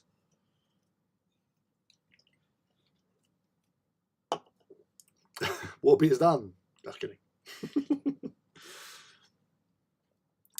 So again, that's 9 Myrmidons max, heavy, character heavy, bulky for Reaver and stuff. So same as the other ones, but standard weapon is the Volkite Culverine. You can swap the Culverine for Conversion Beamer, Graviton Imploder, Darkfire Cannon, or Irradiation Engine. Yeah. Karachnos, a sword tank. So the shooty version of the Triorus.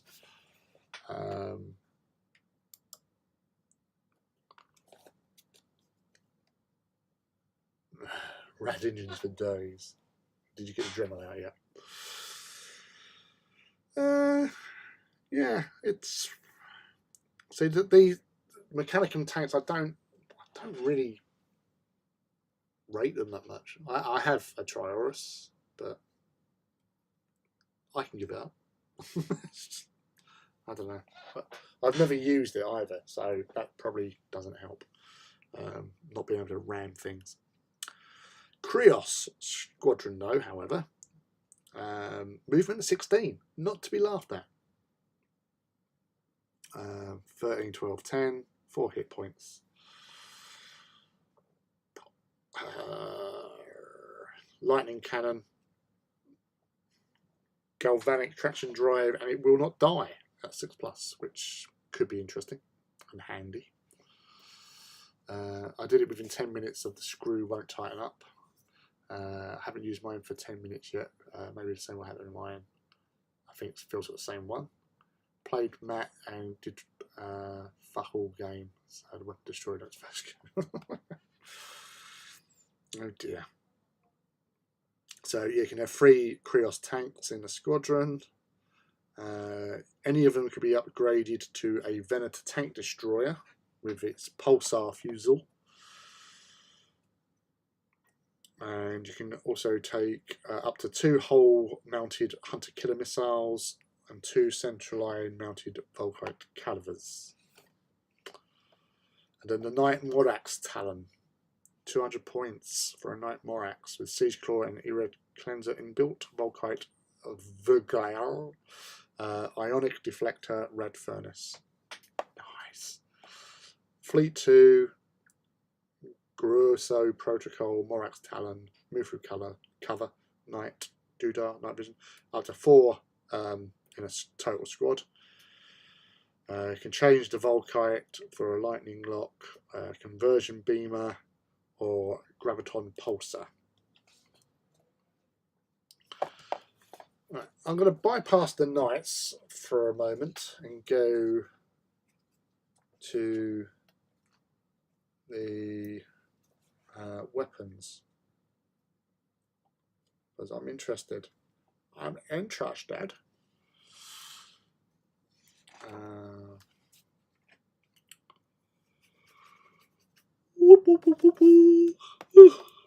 Sorry.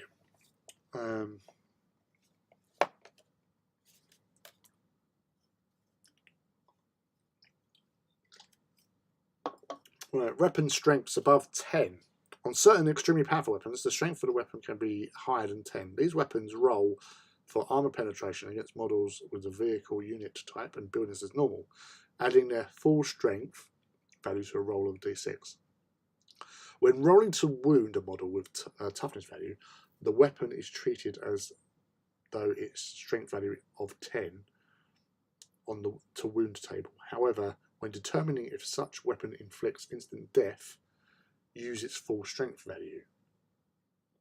Nice. So we'll have a look at that in a minute. But start off, Architect Pistol, Strength 6, AP 4, Rending on a 3+ Mastercrafted, Pistol 1, 12-inch range. I used to love Architect pistols because it was AP3 and strength 6.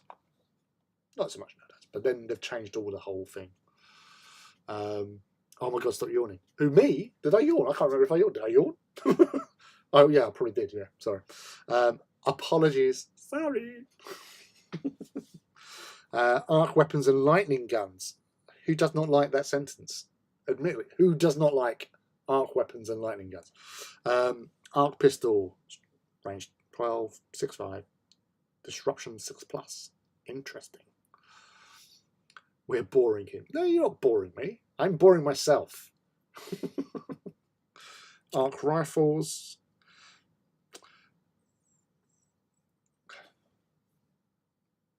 Right, yeah, because I think with the Secretary, I find a Secretary. Yeah, so Secretary, you can swap out their galvanic caster for having arc weapons. Because I was just wondering about that. So arc blasters, which is probably a vehicle mounted one because that's 24-inch range, 6.5, heavy 4. Yes, it must be. Shred and disruption 4+. We'll find out with disruption. Lightning gun, strength 4, no AP, heavy 3, shred. Yeah, because I think it used to be like a template.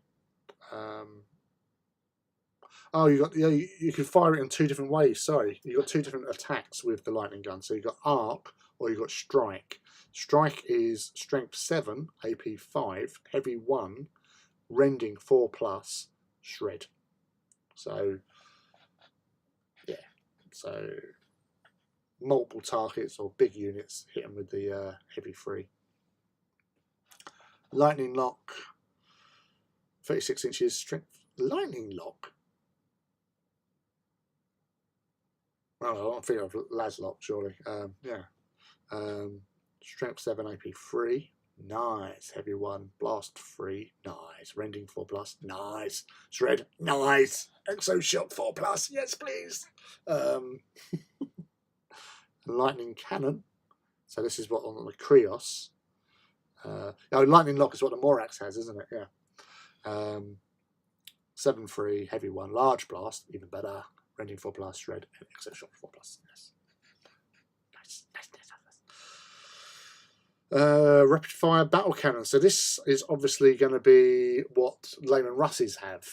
So 48-inch range, strength 8, AP 4, ordnance 2, large blast 5-inch. So not a lot of difference there apart from the AP 4, but no rending. Mori Quake cannon, 24-inch to 360 inches. 10, 8, 6 because you're using a Mega Blast barrage. Destroyer 1, Apocalyptic Mega Blast, sorry. Seismic shock and concussive. Nemesis Quake cannon, 24 inches to 480 inches. AP 3, 10, 8, 6. Destroyer 1, blah blah blah. Nasty. Auto weapons. Which are mostly obviously the basic stuff. No, because I haven't done laser weapons. No, laser locks are still in there. Don't worry. Two pages are long for the laser locks. Oh, the Mitra locks, yeah, maybe. We'll see. Autocannons, which is the same as Space Marines. Icarus 1 has Skyfire as well. Ooh, he says hello. Phaeton autocannon. What the hell has a Phaeton autocannon? Because I didn't see anything saying anything about a Phaeton autocannon.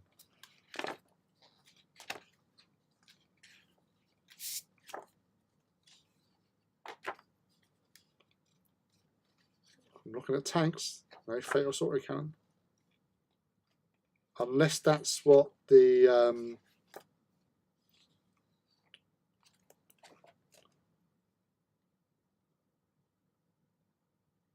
That would be a bit nasty. Well, whatever it is, whoever has the Phaeton autocannon has the option of AP rounds or Ignis rounds, 64 inches, strength 7, AP 3, heavy 2, Sunder and rending 6+ for the AP, or heavy 2, ignores cover and rending 6+ for the Ignis rounds. That's a nice autocannon. It's a really nice autocannon. I kind of like that. It's alright, I only have 3 like followers. This is why I don't tweet, not talking to myself. Oh, bless you. I love the way they look, and feel you just send your tweets direct to me. I swear I put a tank track on one of these bases, but damn if I can find it. Oh, you've got... I follow you already. So that's... Honestly, it's ridiculous.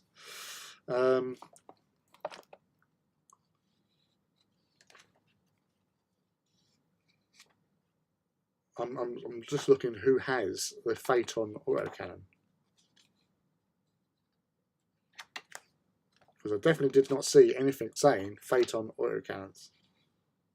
I'm 100% sure. Oh.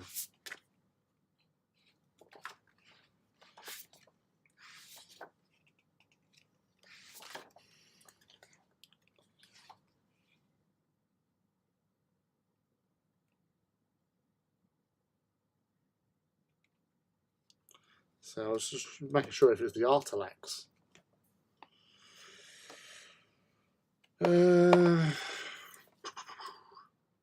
Macro Gatling Blaster, strength 10. Strength 10.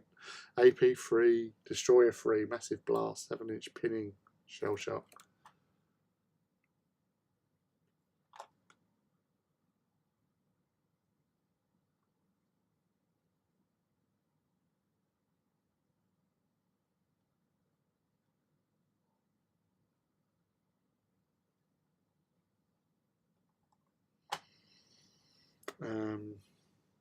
Avenger Gatling, 6-4, heavy 12, rending 6+, Gatling Blaster, 8-3, Destroyer 2, Apocalyptic Blast, 9 inches.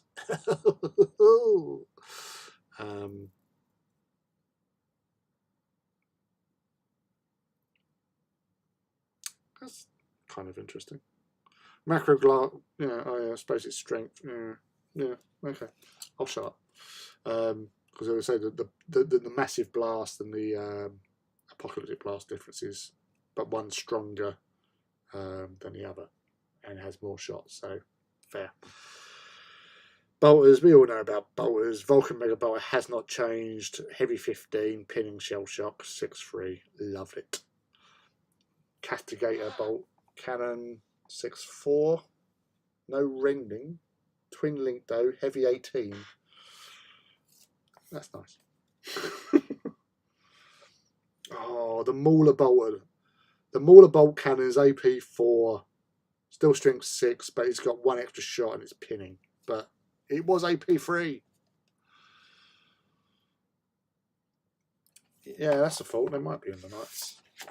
Because I did bypass the Knights, to be fair.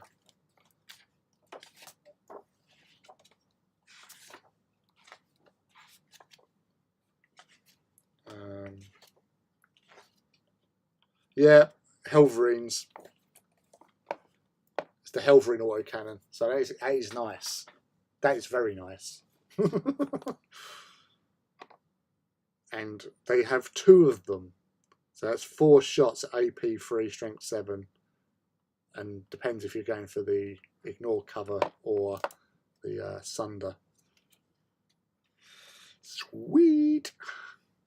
What else we got? Conversion beamers, they're the same as what's appeared in the Marines book. Right, cutting tools and Mechanicum. Of course, we have cutting tools.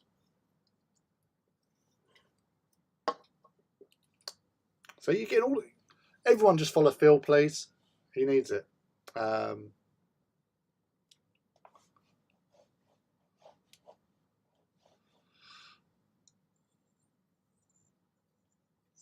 Oh.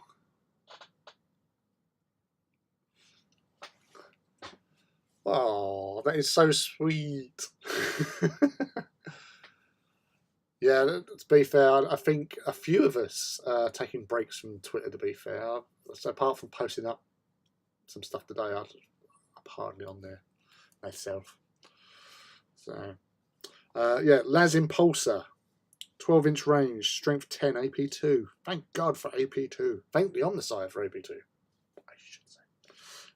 Heavy 2, Sunder, instant death. Oh, what a shame. A Trapos Phase Cutter.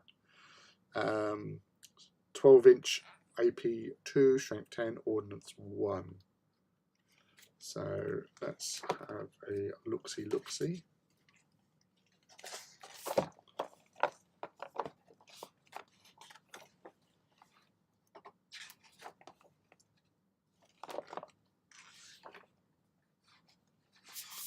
Right, no, because I've had to go back, haven't I? Because they are.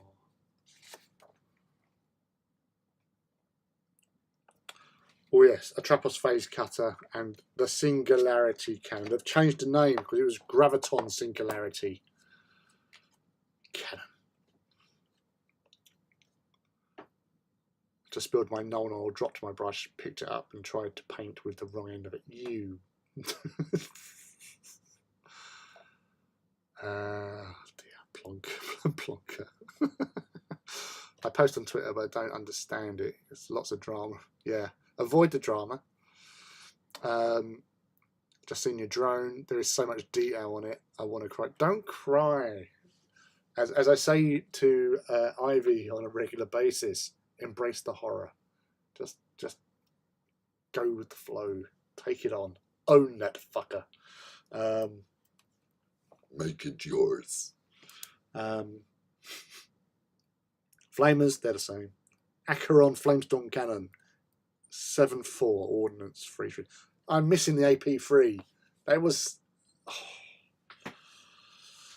Inferno Gun, 7.3, Destroyer 1, Torrent 24 inches. Galvanic Weapons. Galvanic Caster. So this is what the Secretary Pelstas have. Flechette, 24-inch range, strength 3, AP6, rapid fire shred. Ignis, strength 2, AP5, assault 2, blind, ignores cover. Hammer Shot. Now that's what I'm talking about. 30-inch range, strength 4, AP3, assault 1, molecular dissonance. Pardon me. Grav weapons. Hold on. What's going on here? Graviton Imploder. No strength, AP3, Heavy 2, Graviton Pulse, Concussive Haywire. Graviton Pulsar, 24-inch, AP4, Heavy 2, Blast 3-inch, Concussive 1, Graviton Pulse, Haywire. Graviton Hammer, ranged, AP6, Heavy 1, Concussive, Graviton Pulse. Grav Wave, Haywire. Graviton Ram, ranged, AP4, Strength 1, Concussive. Singularity Cannon. Why is it not Graviton Singularity Cannon? That was the whole point of having that name so long that you have to say it by law. 36-inch range, AP2, Strength 8, Heavy 1, Large Blast, Haywire, Concussive 1, Graviton Singularity. See, they've got the Graviton Singularity there. Why not at the front of it? I'm still going to call it Graviton Singularity.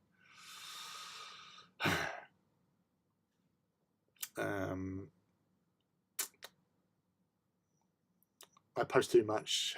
Oh, you don't post too much. You post the right amount. Will Mama Bear though? You are Mama Bear. All I need is to paint 2 more brassy bits, and then I can throw all the aggregates all over it. Yay! Go, Chrissy! You made some toys after your stroll.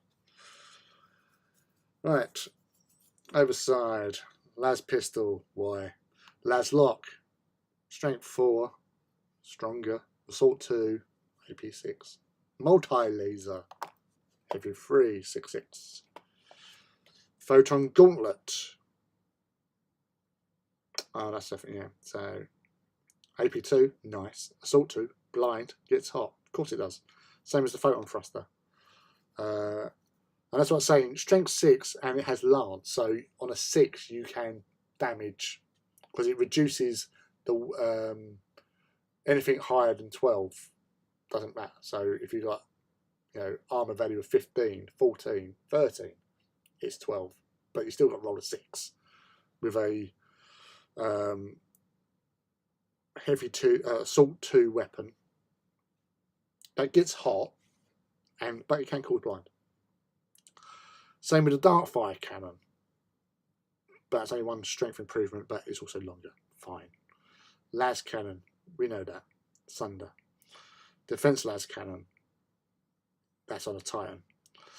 Pulsar Fusil is a las cannon, but it's ordnance 4 and pinning. Interesting. Magna las cannon, strength 10, AP 2, ordnance 2, large blast. Solex heavy las, strength 10, AP 2, heavy 3, that's better. Armor Bane at range, so 24-inch range armor Bane, nice. And it has shock pulse as well. I'm liking the sound of it. Turbo Laser Destructor, Las Blaster, Volcano Cannon, strength 14, AP 1. Yes, it's going to kill things. Bellicosa Volcano Cannon. So it's not stronger than a Volcano Cannon. Interesting, because in AT there is a difference. Nemesis Volcano Cannon, which is longer. And yeah, Destroyer. Hey Luke, now just painted some more of the Charybdis base, painting the pod tomorrow. I like these 1-sentence reviews. Nice, I'm liking it. That's on a Titan. Yeah. If only we could have Titan weapons on our Phalanx. It takes a whole squad to carry one, but they've got a bellicose volcano cannon. How badass would that be? It'd be like Ewoks carrying Han Solo. If Han Solo was a massive Titan weapon. Metal weapons. We all know about metal weapons. Thermal Lance is AP2. Why is it AP2? Why? Why? All other metal weapons are AP1. Why is the Thermal Lance AP2? What? Ugh. It's the same as a multi-melter, but with 2 shots. It's AP2. There's no reason. It is crazy. Or did he? Oh, hey Felicity. Hey, how are you? Welcome. I'm complaining about weapons, which is unusual for me. I'm normally the happy-go-lucky type of guy.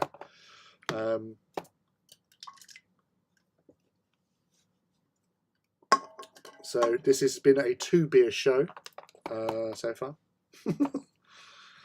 Right, missile pods, frag, crack, flak, frag, crack, crack, crack. I'm a duck. There you go, Chrissy. Feed me, Chrissy. Yeah, we all know about them. They do stuff. They blow shit up. Havoc launcher, the new fashionable thing to have on all your tanks and dreadnoughts. Yeah. Hunter killers. Why not? They're AP3. One shot somebody. Whirlwind launcher, Hyperius warhead. Yes, that's Skyfire, Heavy 4, twin linked.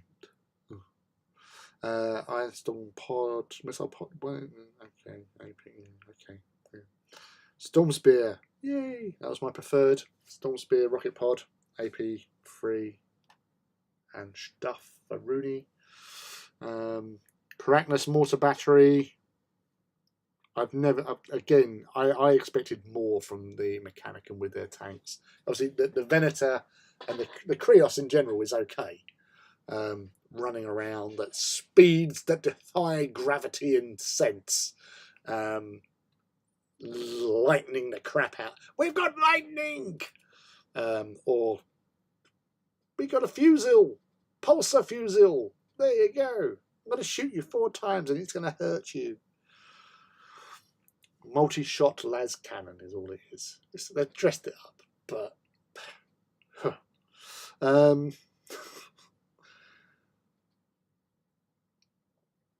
oh, god damn it. Yeah, plasma pistols.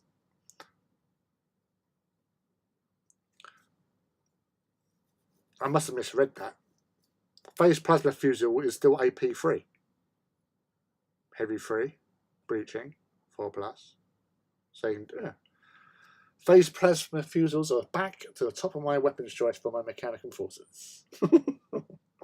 24-inch range. The marine killing capability of these weapons is phenomenal. Just think, if you had a squad of Phalanx with 3 of these little puppies, that's 9 shots. That is marine killing goodness. It's what life is all about. Killing space marines with your little mechanical servo dudes, or actually basically just a nervous system and a head in a body that is constantly in pain and only gets satisfaction when it kills something. What an existence. Who would not want to be a Phalanx? Plasma mortar. Why? Strength 8. Yeah, it was always strength 8. AP 4. Ordnance 1 large blast. Breaching 4+. Ignores cover. Yeah, fuck you, cover save. Reactor overload. Joy. Plasma blast gun. Strength 9. Seems odd. AP 3. Massive blast. Yeah. Sun Fury Plasma Annihilator. AP 2, I guess. Destroyer 2. Apocalyptic Barrage. Ignores cover. Yeah, because fuck you. Sorry. It's very abusive with plasma weapons. I only use Twitter for the MotoGP news. All my hobby stuff goes on IG, and I think I follow you all on IG now. See, that's a good thing. Your base is looking awesome, Rob. Your bases are legitimately better than 90% of the hobby out there. Rad wounds on 2+. Yeah, because of the Flashbane Radphage combination. Yeah, so it doesn't matter what strength it is because you're wounding on 2+ anyway, unless you are shooting Mechanicum with them, because it doesn't really affect them. So that's a bit of a problem.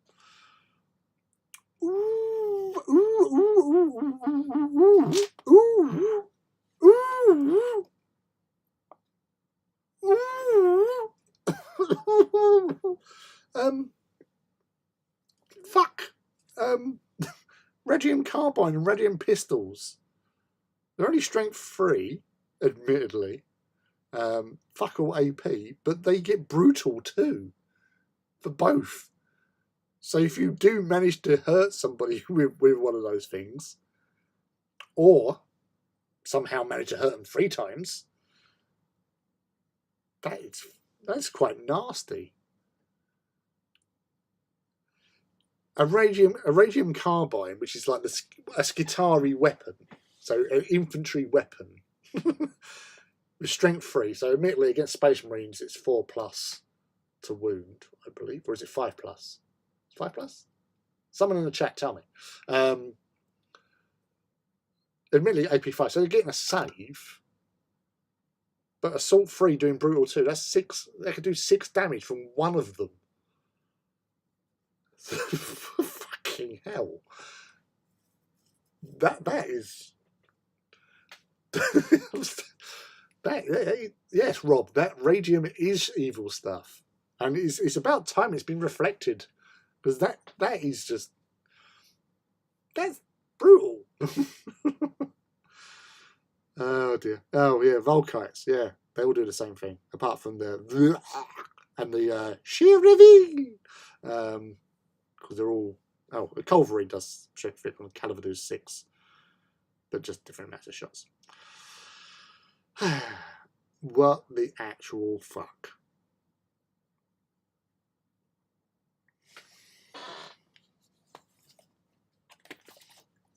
Excuse me while I just go back and look at something.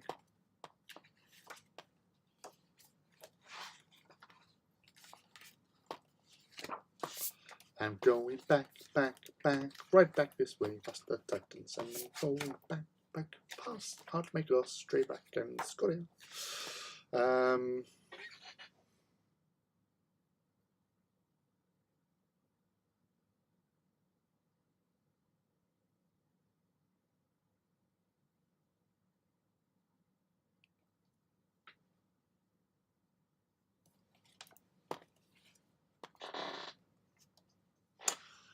Now, those of you that were with us earlier on, and I was having a bit of a little moan about the Ordinatus.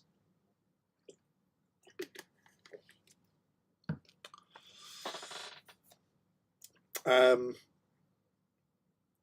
Sonic Destructor that the Ordinatus. So you're falling over all over the place there. Sorry. I blame the books. I'm sorry. Didn't mean to do that to you.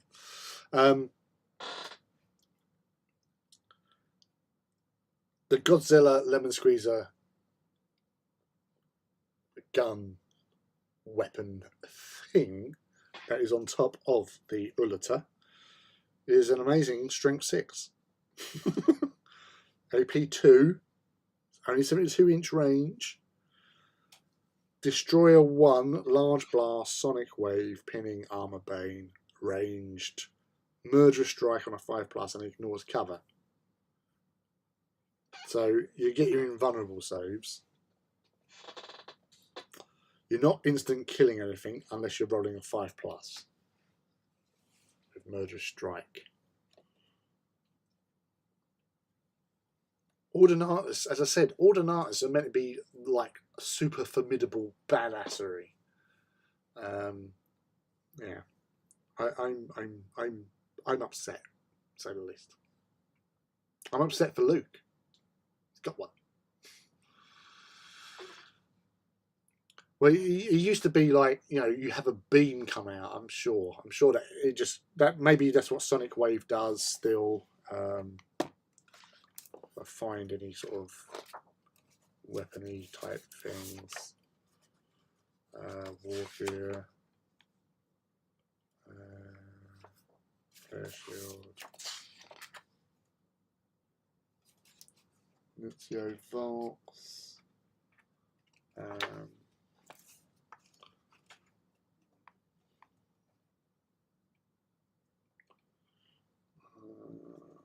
shields, Dozer Blade.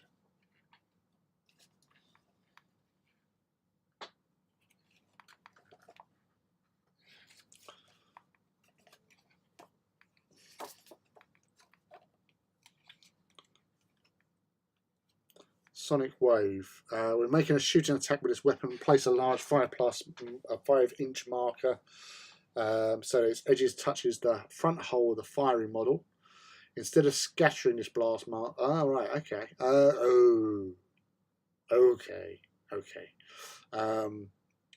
Yeah, so it's like a bubble of evil that will go across the board within a 45-degree firing arc in a direct line away from that model in this. So yeah, so from the tip of your gun, it travels out, a 5-inch template travels out across the board in a straight line, and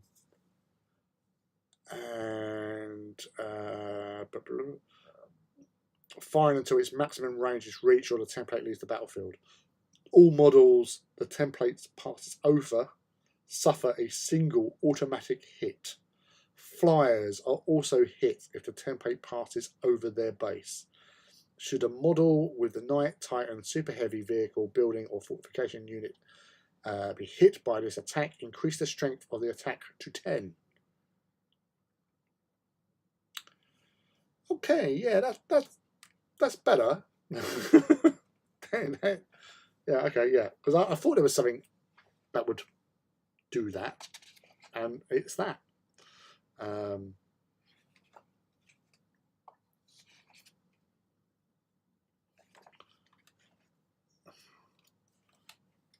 yes, there's that. While we're here, is a graviton singularity. Before rolling weapon, roll a d6. On a 1, the firing unit suffers a single wound, which is no saves or damage mitigation rolls may be made. A model with a vehicle type suffers a whole point against no saves and mitigations, blah, blah. On a 2 to 5, it fires normally. On a 6, the attack is carried out, but with the Vortex special rule. Okay, that's cool. Alright, yeah, well said that. The bubble of evil, the bubble of Mechanicum evil is not too bad.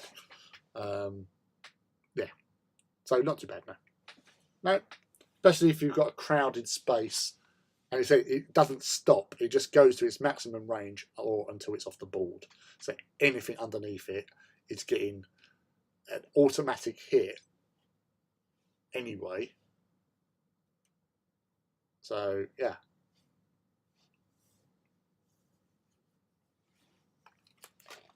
Hold on a second.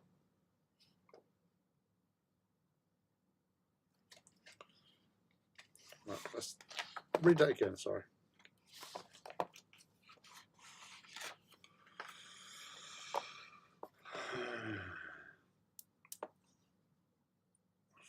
So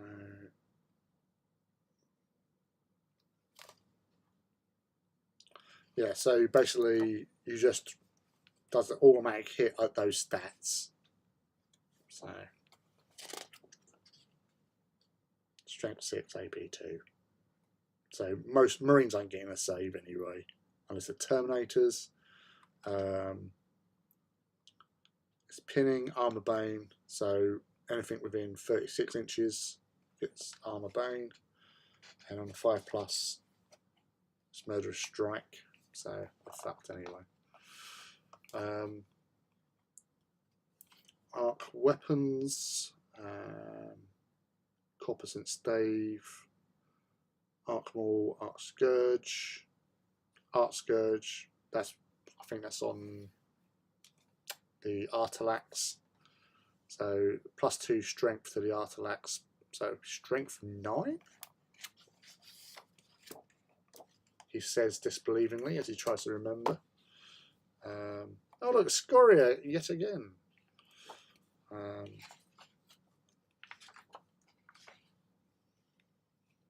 Yeah. So if you give your Artilax arc scourges, that's +2 strength at AP 3. So strength 9. That's what you're using against dreadnoughts. AP 3, melee, rampage D3, and disruption 5+, which was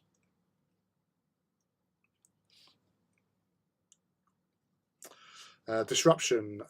Hit rolls with the X value indicated by the weapon is rule calls a automatic glancing hit against vehicles. Instead of rolling for armor penetration, the automatic wound against models with the dreadnought or automata unit types instead of rolling to wound. Right, okay, so it does an auto glancing hit against vehicles, or it does an automatic wound against dreadnoughts and automata. So any disruption weapons, so arc lance, arc pistols, and a whole host of other stuff that they had.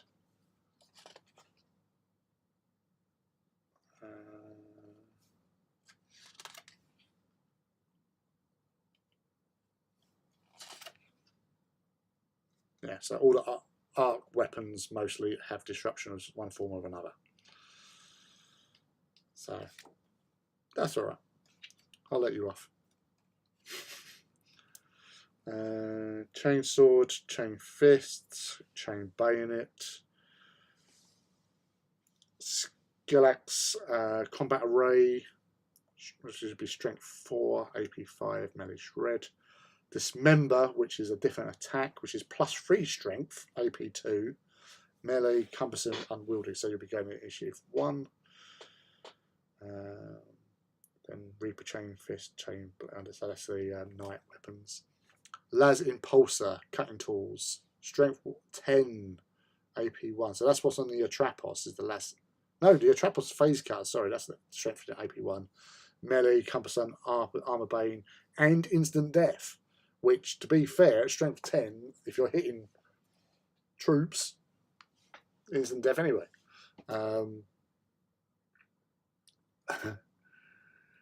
Do you think there's any justification in bringing tech thralls as troops? I want to field 60 of them. Oh yeah, they got Feel No Pain, and you stick them near to the tech priest dudes with the bio thing, so they'll get better Feel No Pain. I don't know, but you say if they do look kind of cool in a way. Just having loads of them just running around going as they would do, because that's the sound that all tech thralls make. That or the sound of 1990s dial-up modem. That's all they do, is walk around making that noise. Fucking annoying. Graviton Hammer. Strength 10 AP2. Nice. Armor Bane. Concussive 2. And a Graviton Ram. Strength 10 AP1.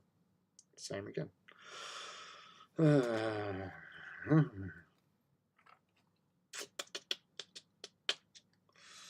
Paragon Blade. Power weapons. We all know about power weapons. Not bothered. Myrmidon Axe. +2 strength, AP2. That is nice. It's unwieldy, but still. Because Myrmidons, I think, strength 5?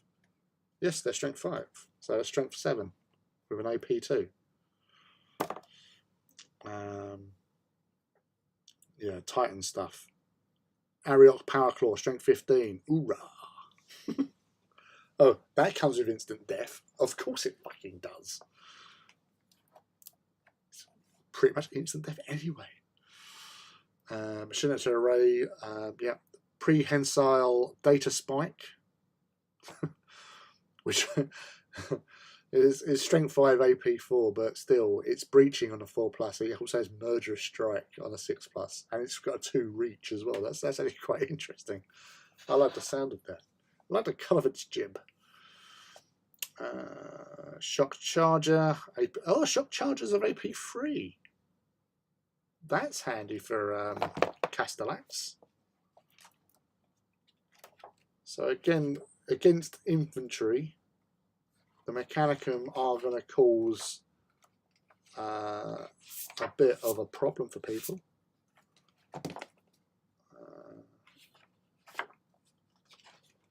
Because they have the 2 shock charges.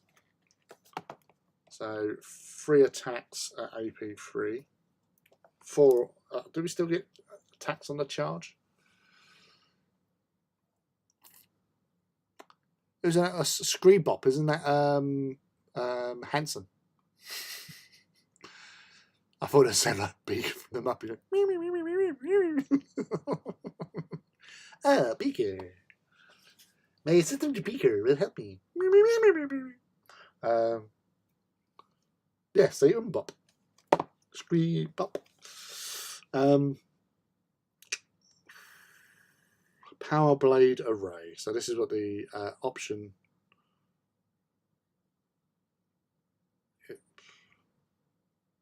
AP4 breaching.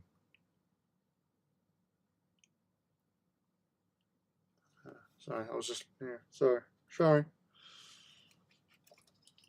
So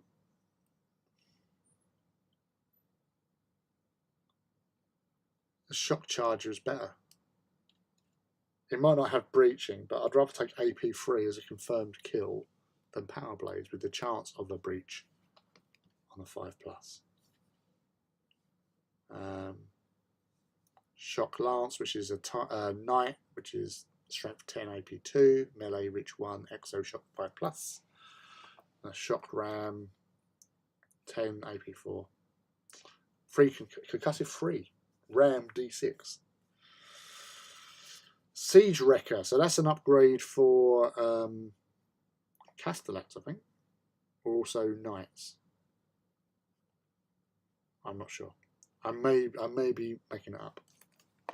So here we'll look. No, they can. Castellax can have siege wreckers.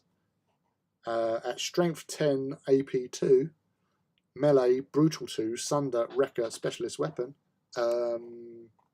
Yes, that would be for 15 points each. Fuck. That's your dreadnought right there. So 95 points for one. You get another 30 points for siege wrecker. Yeah, that is for brutal 2 as well. So that's 3 attacks with brutal, so maximum 6 damage. Siege claws for doodle. Melt a bomb or whatever. Sorry, Chrissy. Volkite incinerator. Prisoned? Melee instant death prisoned. What the fuck?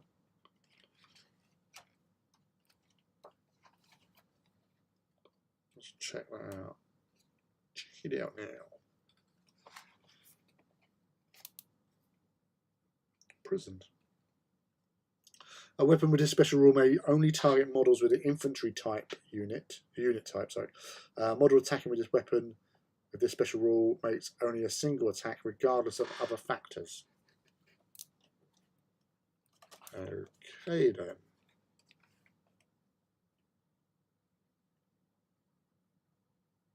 So it's 1 attack. It's a melee weapon. Strength 6, AP 2, instant death. Prisoned.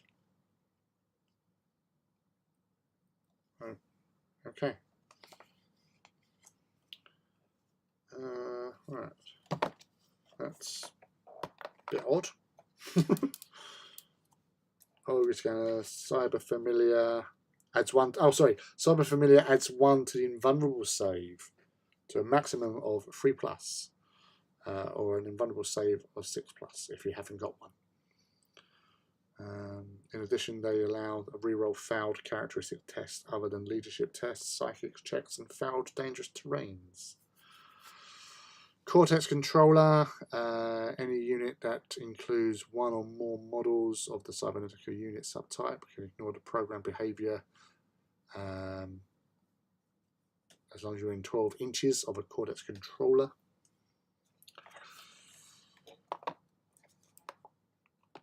Titan Shard Armor. This is what the Axiarch of the Secretary has.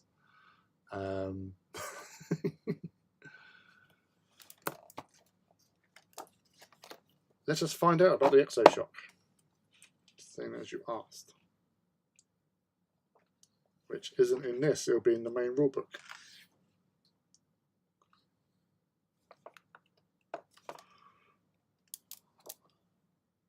It probably does. Sorry, Chrissy. The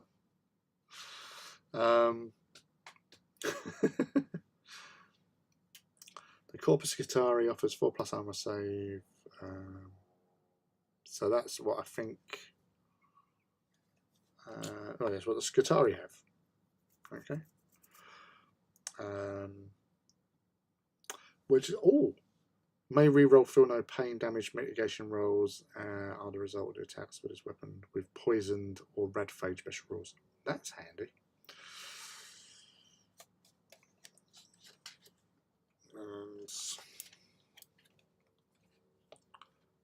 Atomantic Deflector is a 5+ invulnerable. Flare Shield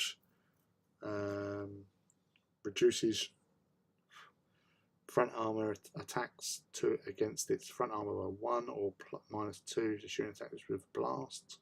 So that hasn't changed. The Chiropatris Field Generator. So long as the unit contains 5 models, so obviously big size units. So again, this is what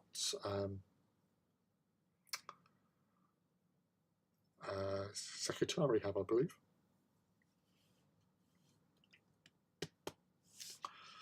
So they can re-roll failed saves, armor saves of 1. In addition, if it contains 10 models with chiropractic field generators, then all shooting attacks are -1 strength. Because that's all part of the hoplites, where they have the mag inverters. Okay, so extra shock is if you get a successful pen, roll another d6, and if it's higher than the value in brackets, get a second penetration for free. Nice! I like that a lot.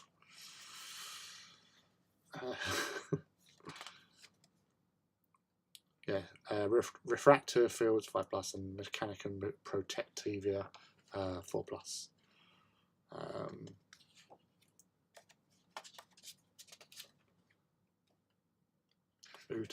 Utan. Unit composed entirely of model of Utan. Jump boosters have a move characteristic of 12 during the.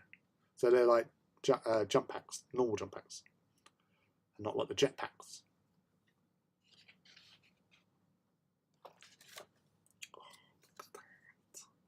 Phallic. Irradiation engine. So that's something they're going to have to do with the Mechanicum, because, like, again, with the Myrmidons, you get one of each weapon.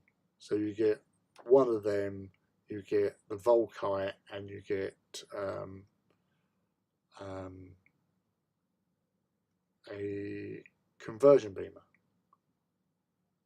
with, like, the heavy Mechanicum. Sorry, Utan Clan.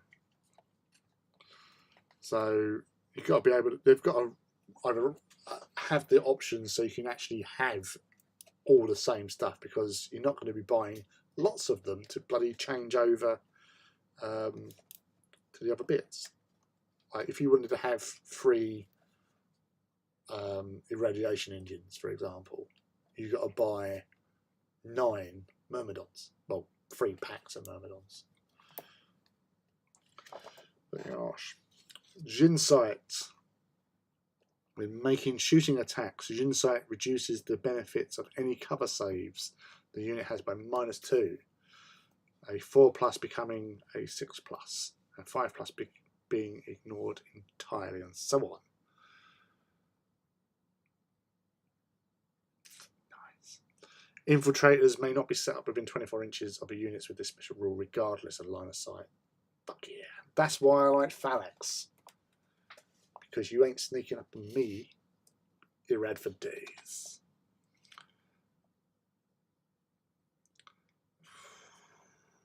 Torrent for the win.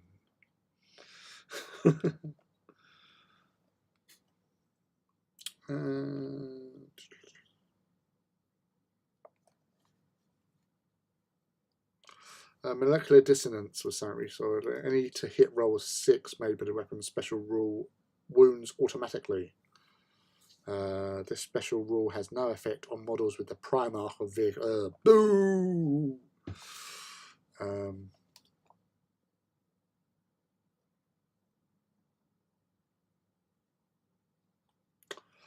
Oh, so Ordinatus Transport Bay. So that's the mild attacks space mole drill. So that can actually carry dreadnoughts. So that would be interesting to have. Oh, Scoria again. He's looking at you. Actaeus, sorry.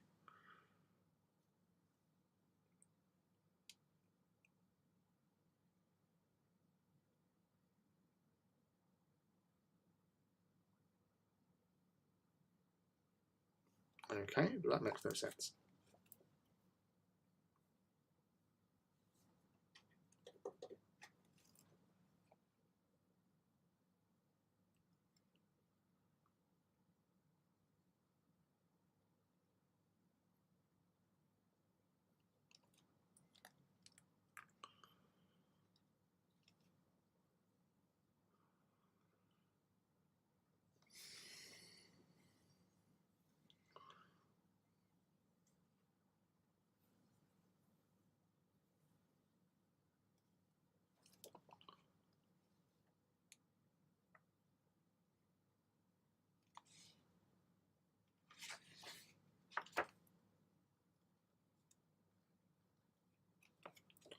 I don't understand.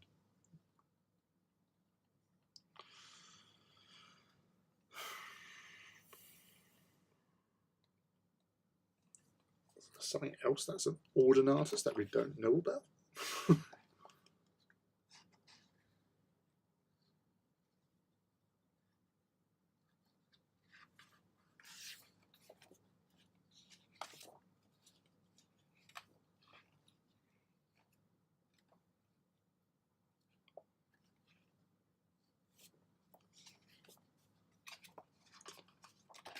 Going back in time.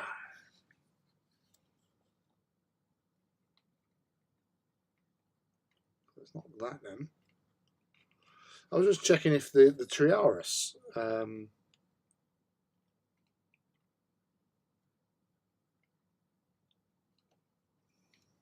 transport capacity.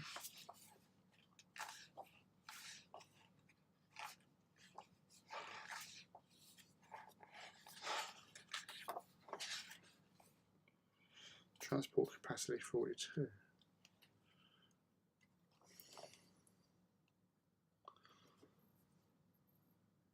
I have no idea what that is then. Because having ordinatus on it. Hey, Mechanical Frog. Howdy, howdy, indeed. Yeah, but the ordinatus transport bay. Some of the largest vehicles, transport vehicles, are specially designed to carry both infantry and machines of war into battle, allowing a versatile battle groups to be deployed to the battlefield at once. These rare engines of war are often restricted to the most elite elements of any army and used to tackle the most perilous missions. A model with this special rule may carry models with jetpack, jump packs, as well as models of dreadnought, cavalry, and automata unit types. Each dreadnought is 10 points transport capacity, whilst automata cavalry uses up a number of transport capacity points equal to twice their starting wound characteristics. But the only things that are ordinatus don't have any mention of that special rule. I don't think I'm going blind. Definitely cannot see it. And there's no other transport type vehicles apart from the Triaris. No sense.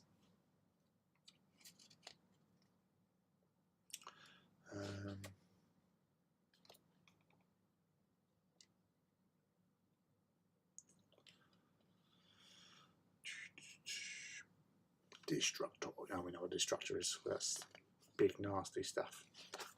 All right, let's okay. I'm going to time past 12. I'm going to go grab a beer because I'm out of drinkage. So bear with me for 20 seconds. I'll be right back with beer.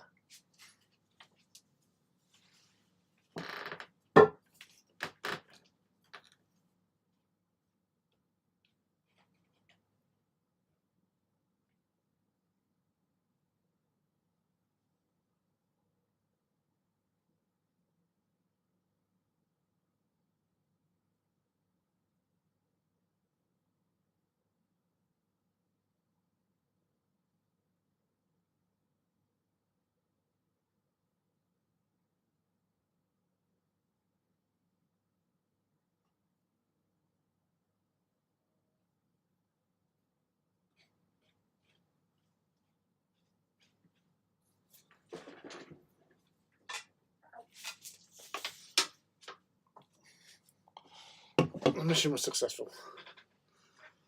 AMZ.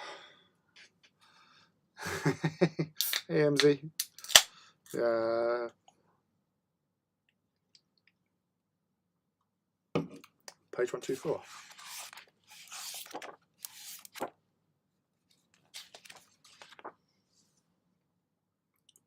Ah, right, okay.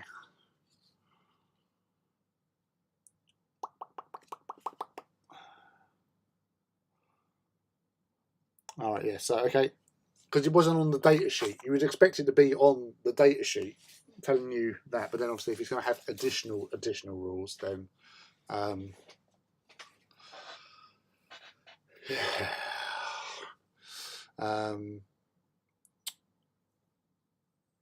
Yeah, we all got our books out. Good. I'm glad everyone's got a books. And well done, Edwin. Not a misprint. It's part of the Actaeus class seismic excavator macro drill.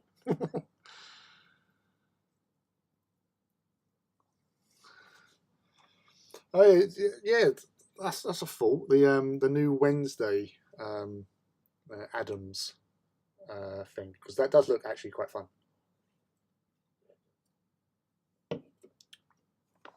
Right. So what I was going to do, I was going to get these guys out of the way because they keep them twatting them out of the way. So the Orders of the High Techno Arcana. Yeah, Wednesday series. The Addams Family is a series about Wednesday. There's a trailer. Go onto YouTube. There is definitely a trailer for it. Actually, you're on YouTube already. Hey, halfway there. And yes, it's it does look interesting, and I think she does. You know, Christina Ricci is the Wednesday for me from the original Addams Family. Although Luis Guzman as Gomez, I'm gonna have to watch it because you see a little bit of him there, and you think, I don't know, because he's not like Raul Julia, who played him Gomez in with Angelica Houston in the films, because the chemistry between those two was off the fucking charts. I absolutely loved seeing those two Caramia. But yeah, I'm not sure when you see, you know, and Luis Guzman is a great actor, and it's good that they've actually got a Latino playing Gomez. But yeah, it's not sure. Yeah, Rip Raul, he was awesome, and even as bloody M. Bison in Street Fighter.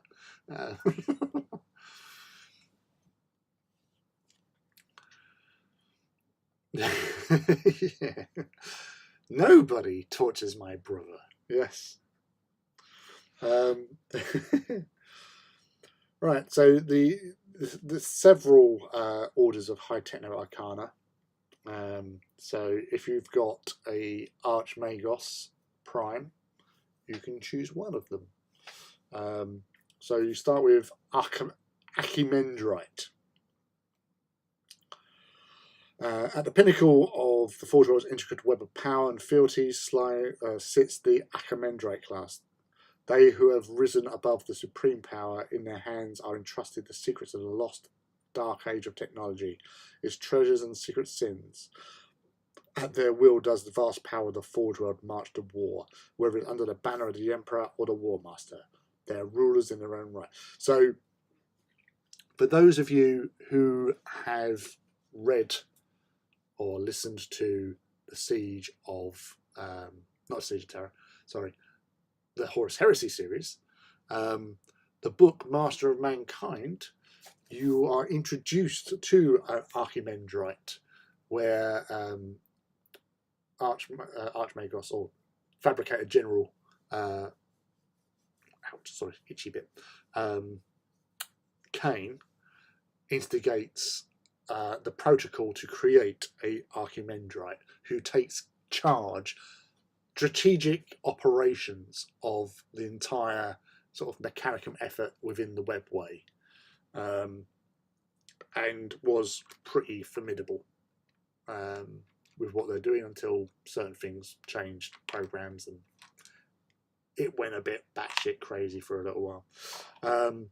So the bonds of vassalage must be the warlord in the Mechanicum army. You may include a Mechanicum allied detachment. An Archmagos Prime or Archmagos Prime on a Baiant included in the allied detachment cannot select Yeah, so you can only have one of these overall. Magister Fury Fugi.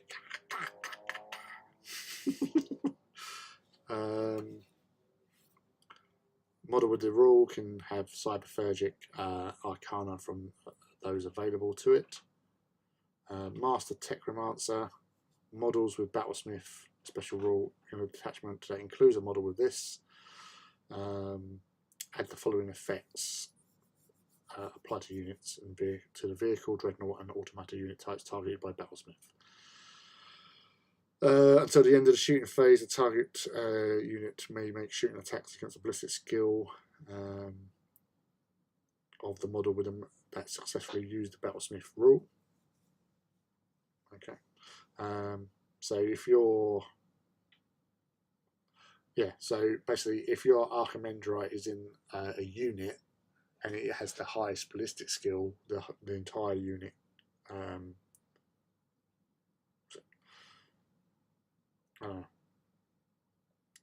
so you select somebody basically, and they use the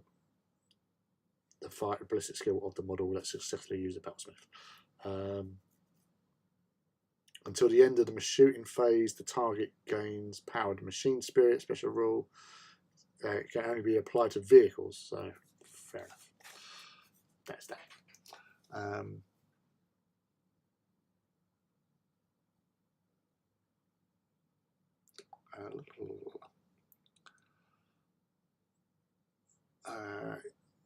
What knights are allied to Night Reaver Mechanicum?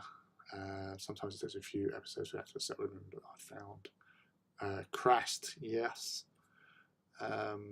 Also, is it Raven? Raven, it's House Raven as well.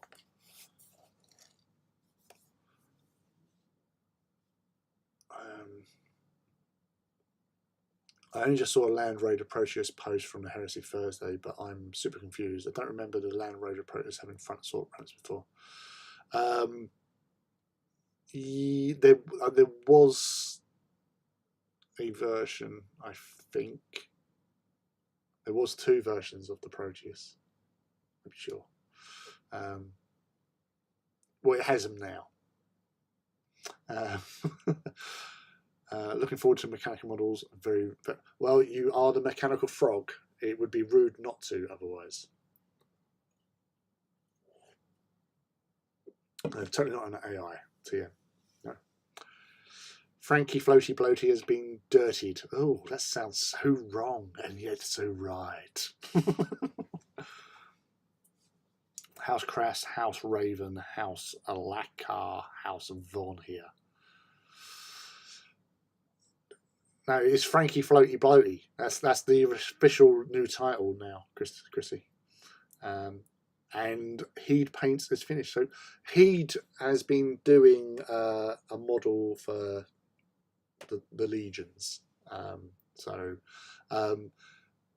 Heed, if you don't follow Rob, who's Icon74 on Instagram, he done a really nice like display piece with the 20 Legions represented. So obviously it was like a wall mounted sort of display unit, and he done like little miniature diorama sort of thing, and then painted up Marines, which is really cool. But Heed has been doing some amazing work with his painting for his. I've never done that. I've always wanted to. I've never actually got around to doing it. Although I do have a good start, because obviously I have been painting quite a few Legion troops over the time. Luke, Phil has his own house. He has House Tozer as his knights.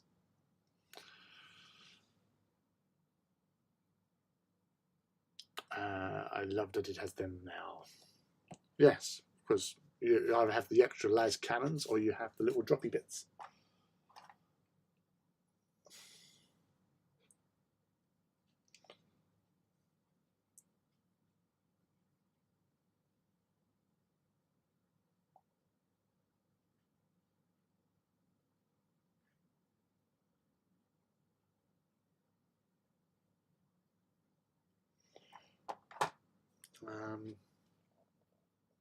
So Cybernetica is the next one.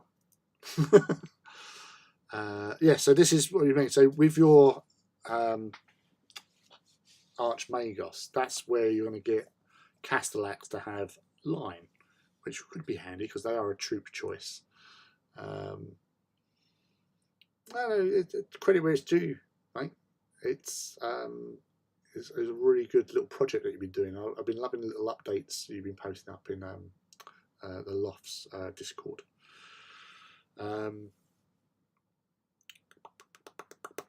Network sensorium protocols when making shooting attacks. Models with the automata type and attach include a model with a special rule, benefit from any cover saves. So that's basically like they get Djinn sight. Nice. I like that. I like that a lot.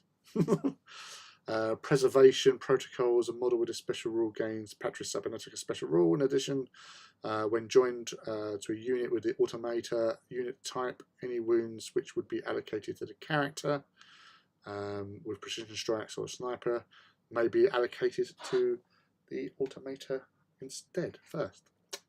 Cool. Lacrimata.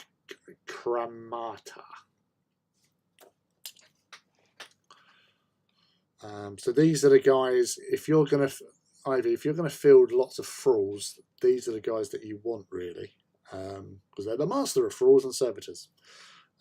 Incorruptible flesh. Any hits allocate to a model with this special rule, or any model with the infantry unit type in the unit to join them. With rending X, poison X, or flesh bane, only affect a model on a D6 roll with 6 instead of the normal effect. That's nice. Opus of Viscera. If a model with Battlesmith X special rule and attachment are in base contact with at least one model with a unit comprised of only models with the infantry type during the shooting phase, they can attempt to enhance the unit instead of making a shooting attack. Roll a d6. If the result is equal or more to the value listed in the Battlesmith roll, then they can either restore a lost wound.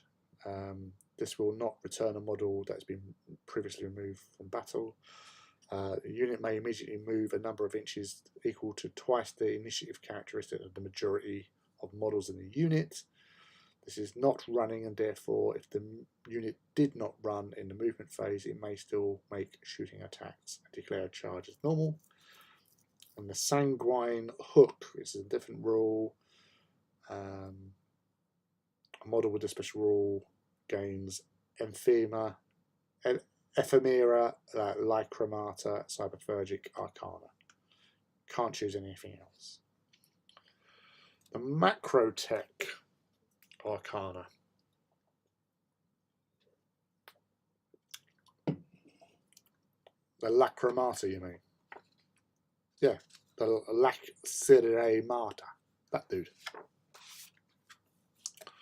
High Intensier.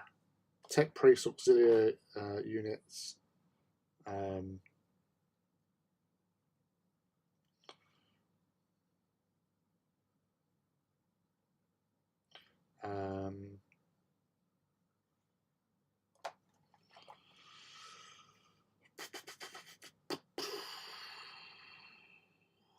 Yeah, so Tech Priest Auxiliaries are going to be taken as troops. That's interesting. Any Tech Priests taken this way must choose Ingenseer Techno Arcana. Moderati Munitoria. During the battle setup, before objective markers are played. So that's the same thing as the Destructor thing that is Reductor has. So affecting terrain and the cover saves that the terrain has. The Erector Edifici. Sorry. Until the start of controlling player's next turn, any hits allocated to the chosen model with breaching X, extra shock X, and rending have to roll a 6 on a d6 to get their usual effect. Malagra.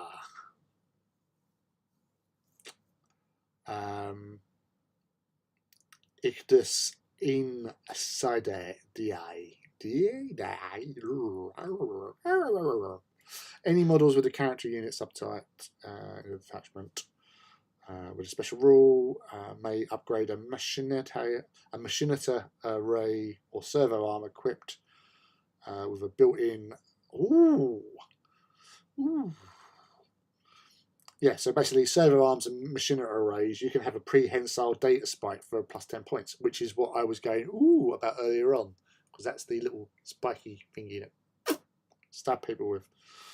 Interfector Auxilia, tech priests with a detachment, basically take the Interfector Techno Arcana instead of the Intensia Lacrimalius or Reductor options, which is tech priests and Magos Auxilia in the unit are equipped with prehensile data spikes. In addition, models in the unit gain Scout special rule. So it's sneaky tech priests. I like the sound of that. Let's remind everybody what the prehensile data spike does, because I want to know.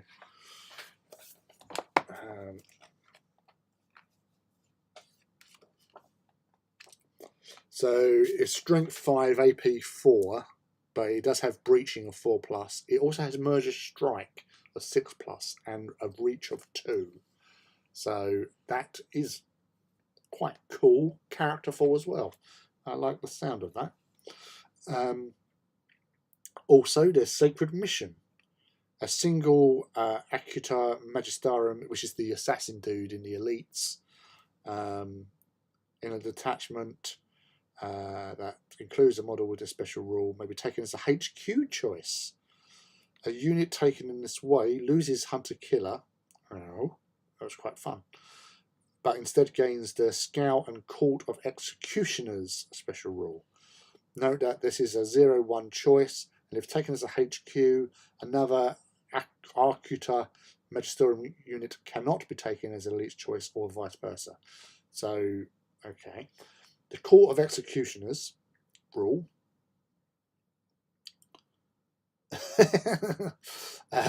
So basically, the reason why you can't take another one in the elites is because you can take up to 2 additional Acuta Magisteriums in the Court of Executioners. When deployed on the battlefield, either at the start of the battle or whatever, all models in a special rule must be deployed within unit coherency, but afterwards operate independently and not treated as a unit. Interesting. And Skindax Malagris. A model with a special rule gains the preferred enemy characters, Precision Strike 5+, and Monster Hunter special rules. In addition, a model with the special rule increases their weapon skill to 5 and attacks characteristics to 6. So if you want those sneaky hunter killy dudes, Malagra is actually quite nice. Nice is the word for the night, I feel. Myrmidax. Now this is what I've been wanting to read, really, because Myrmidax was what my normal calling. Avatar of Destruction. A single Thanatar siege automata maniple consisting of a single model may be taken as a non-compulsory HQ choice in a detachment that includes a model with a special rule. This model must be replaced with a Thanatar. This model must be replaced with a Thanatar Calyx and may not take Paragon of Metal upgrade. Whilst wholly within 6 inches of the Thanatar Calyx, taken as a HQ choice in this way, a friendly Myrmidon Secutor hosts or Myrmidon Destructor hosts gain the line unit subtype and add 1 to the wound score to determine if they win combat in the assault phase. So, yeah, so you can take a single Thanatar Calyx as a non-compulsory HQ choice. And any Myrmidons around it gets the line, and yeah, so Myrmidon hosts. Myrmidon's Secutor hosts in a detachment includes a model with a special rule, may be taken as troops, and Myrmidon Destructors hosts can be taken as elite choices. Vessel of Destruction, a model with a special rule, gains Hatred Everything, bulky free, special rules. In addition, the runes characteristics increase to 5. Right. But what about if you wanted to take a Myrmidax on an Abayan? That's a question for you. Reductor we have already covered earlier on. But yeah, it's, you know, they just break things, which is cool in its own. But yeah, so it doesn't look like Myrmidax. Yeah, because they have the smallest write up out of all of these rules, well, apart from Cybernetica. So,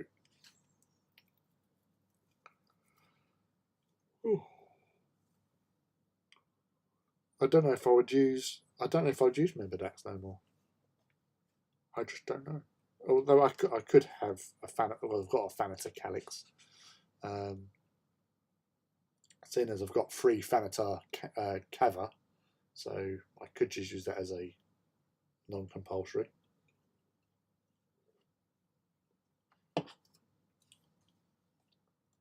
But I've only got 1 squad of 6 Myrmidons, so again, unless they're going to come out with plastic Myrmidons. Look at him! Isn't he glorious? Isn't he beautiful?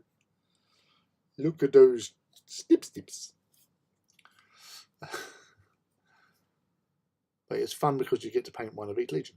Definitely, I couldn't even do 10 of the same. I don't think. Also gives ideas about possible future armies. My poor wallet weeps. Your wallet is like on death's door. I swear. It'd always be purple first. It's on Insta. Yeah, so Heed Paints on Instagram. If you don't follow him, please follow him. He deserves it. Cyberphagy. So these are basically cybernetic psychic powers, really.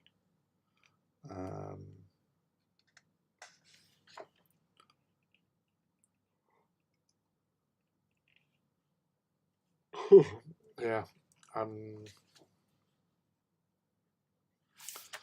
It's all a bit much. Sorry. Right, Guardian subtypes in units, armor types. So most of them are going to be sort of ignoring poisoned and fleshbane. So Armigans do, for one.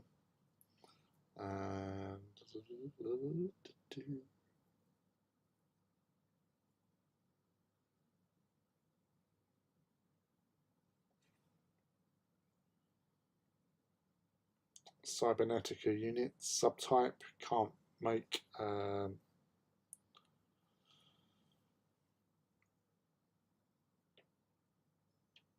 alright, so no. A model with Cybernetica unit subtype may fire all weapons they are equipped with in each shooting phase attack they make, including as part of a reaction where eligible.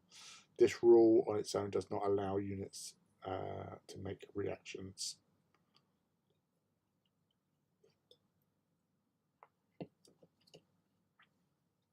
Cybernetica unit subtypes can fire heavy and ordnance weapons and counters stationary, even if they've moved.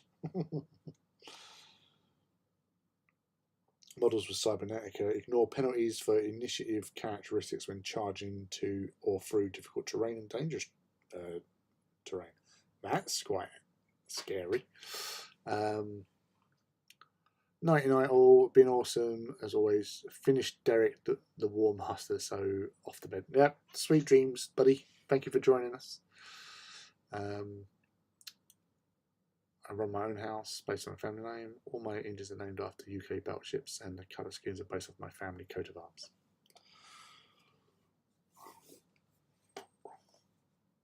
Guardian subtypes. They can embark freely upon models in the transport subtype, buildings, fortifications, as if they were infantry, even if their unit type would normally restrict this.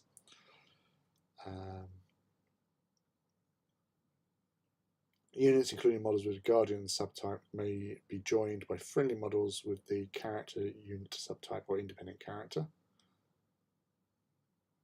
And when joined in this manner, may make reactions as if the unit type would normally restrict this.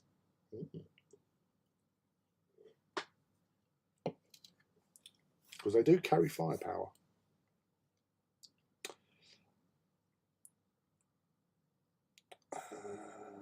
Yes, you can, because of the Guardians, you can also allocate wounds to them if there's a character amongst them. Unless they're joined by a friendly character, all models with Guardian subtype suffer from the following provisions. Reduce their movement characters by -2 and may not run. Reduce their initiative to 1. So, Skylax, you definitely want to have characters or independent characters with them, so they don't go slow and become stupid. Paragon unit subtype.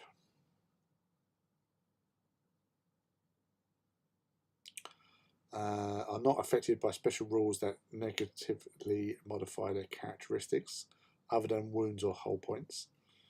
A model with Paragon unit subtype may fire all weapons they're shooting in the shooting attack they make, including part of reaction. Models with a Paragon unit subtype may fire heavy and ordnance weapons, count stationary, and may declare charges as normal regardless of any shooting attacks.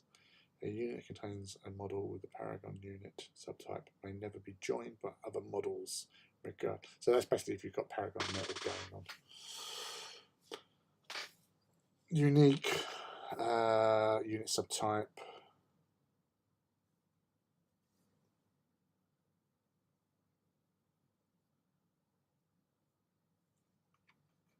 That's just fluff.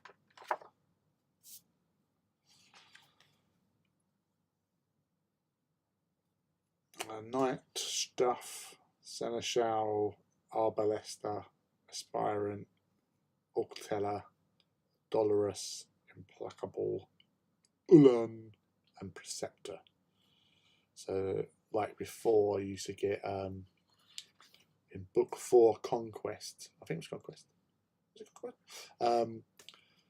Where you had all the knightly stuff, so you could give them ranks for different knights and whatever.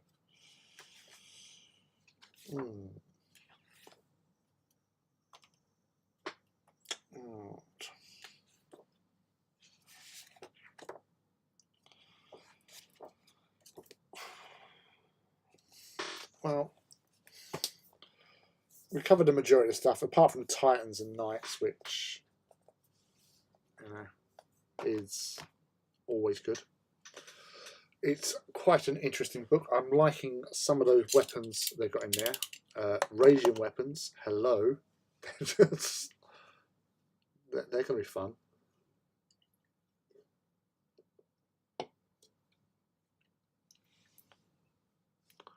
Yeah, sharing your photographs.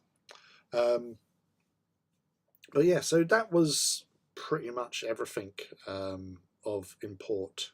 So dealing with cybernetic forces. Okay, maybe one last thing, because I didn't do Secretary, because they are one of the only things you can have with Titans. So last bit, Sekitari Axiarch. Quite a decent stat line. It's Space Marine stat line because of the Titan Shard armor boosts the stats. Leadership 9, 3+ save. Chiropatris Field Generator. Feel No Pain, Precision Shots, Stubborn, Binaric Stratagems. Access to multiple weapons. Volkite Serpenter, Architect Pistol, Arc Pistol, and Photon Gauntlet. Competence Stave, Power Weapon, Power Fist. Oh, you can give them an Arc Lance and a Mag Inverter Shield, so you can make them like a Hoplite. That's new. Red Grenades, and you can have Master Crafted. Hoplites, Weapon Skill 3, Ballistic Skill 5, which that's. I would have thought it would have been Weapon Skill 4, Ballistic Skill 3. I know they have a shooting attack with their lances, but it's not a long range type of thing. What's that Arc Lance doing again? Hey, you guess.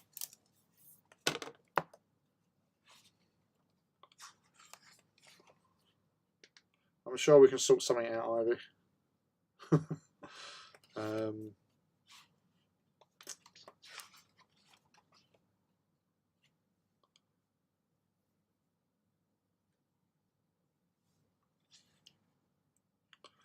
Well, Arc Lance in melee does +1 strength, AP 5. Strength 3, so they're strength 4 with that.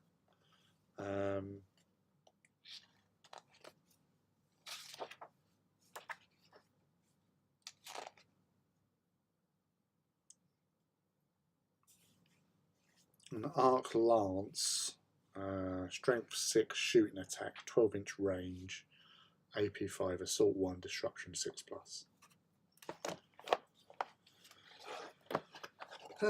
Yeah.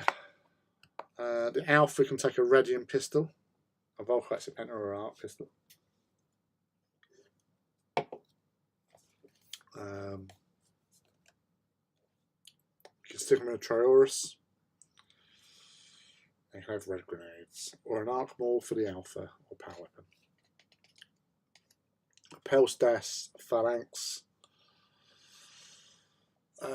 So the Galvanic Caster, which you can,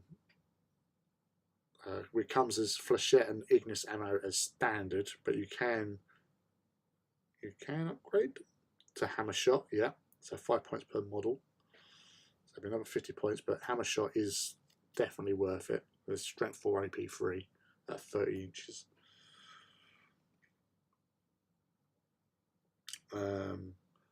Radium Carbines are a free upgrade or exchange. Arc Rifles are 10 points each. Ooh. Ooh. Ooh. Hold on. Yeah, so Arc Rifles are the bigger weapons that Skitarii have, which is like normally one in the squad. 30-inch range, strength 6, AP 5, rapid fire, disruption 6+. Yeah. Oh no, that's not. No, I'm thinking of something completely different. I thought it was, but I am wrong. Or am I? No, I'm not. No, that is the Arc Rifle. Yeah, because the Radium Carbines is what they're normally equipped with. Skitarii anyway. Okay, yeah, so that's them. It's a nice book. It smelt nice opening it. It was very sexy to hold, to caress and read from for you lot. lots of choices, lots of decisions to be made now. I've got to replan what I'm doing. Also got to redo my Archmagos, because I don't have that many Archmagos. So at the moment, I'm probably using Belisarius Call,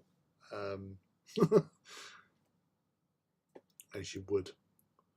10 out of 10 for smell. Oh, absolutely. Looking forward to trying Mechanicum out. Well, who wouldn't, you know? Oh, for those who haven't seen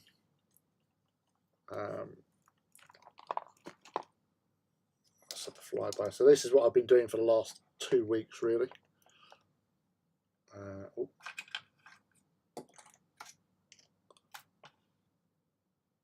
So that's the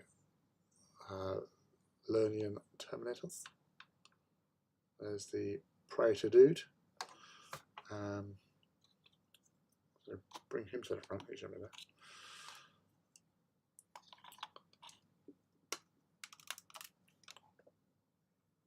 If you can actually bother, like, focusing, you bastard.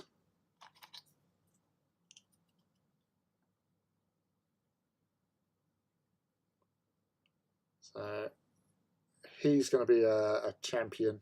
I like champions. With Volkite Serpenta, Power Sword, or Paragon Blade, isn't it? Because they automatically get one. And then obviously the Praetor in the Cataphractii armour. To go with these, I got the one conversion Beamer dude. They've all got the Lernian axes, because I can't be arsed. I'm so fucking lazy. Although I did convert that one to have the Volkite Culverin, or whatever it is that he's got.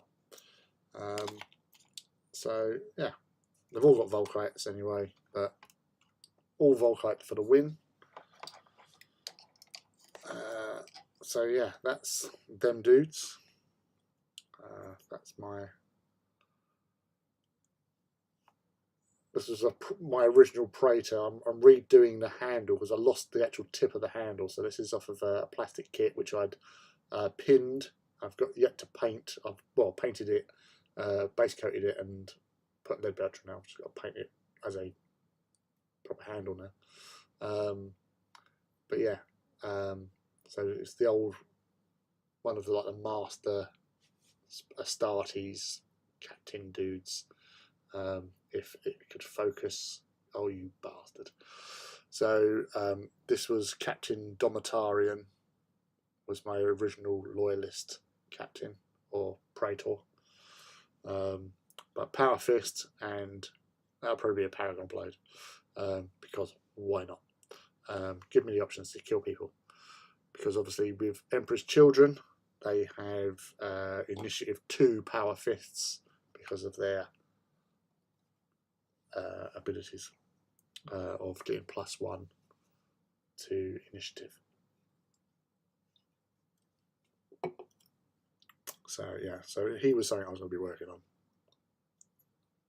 but you can't focus. I don't know.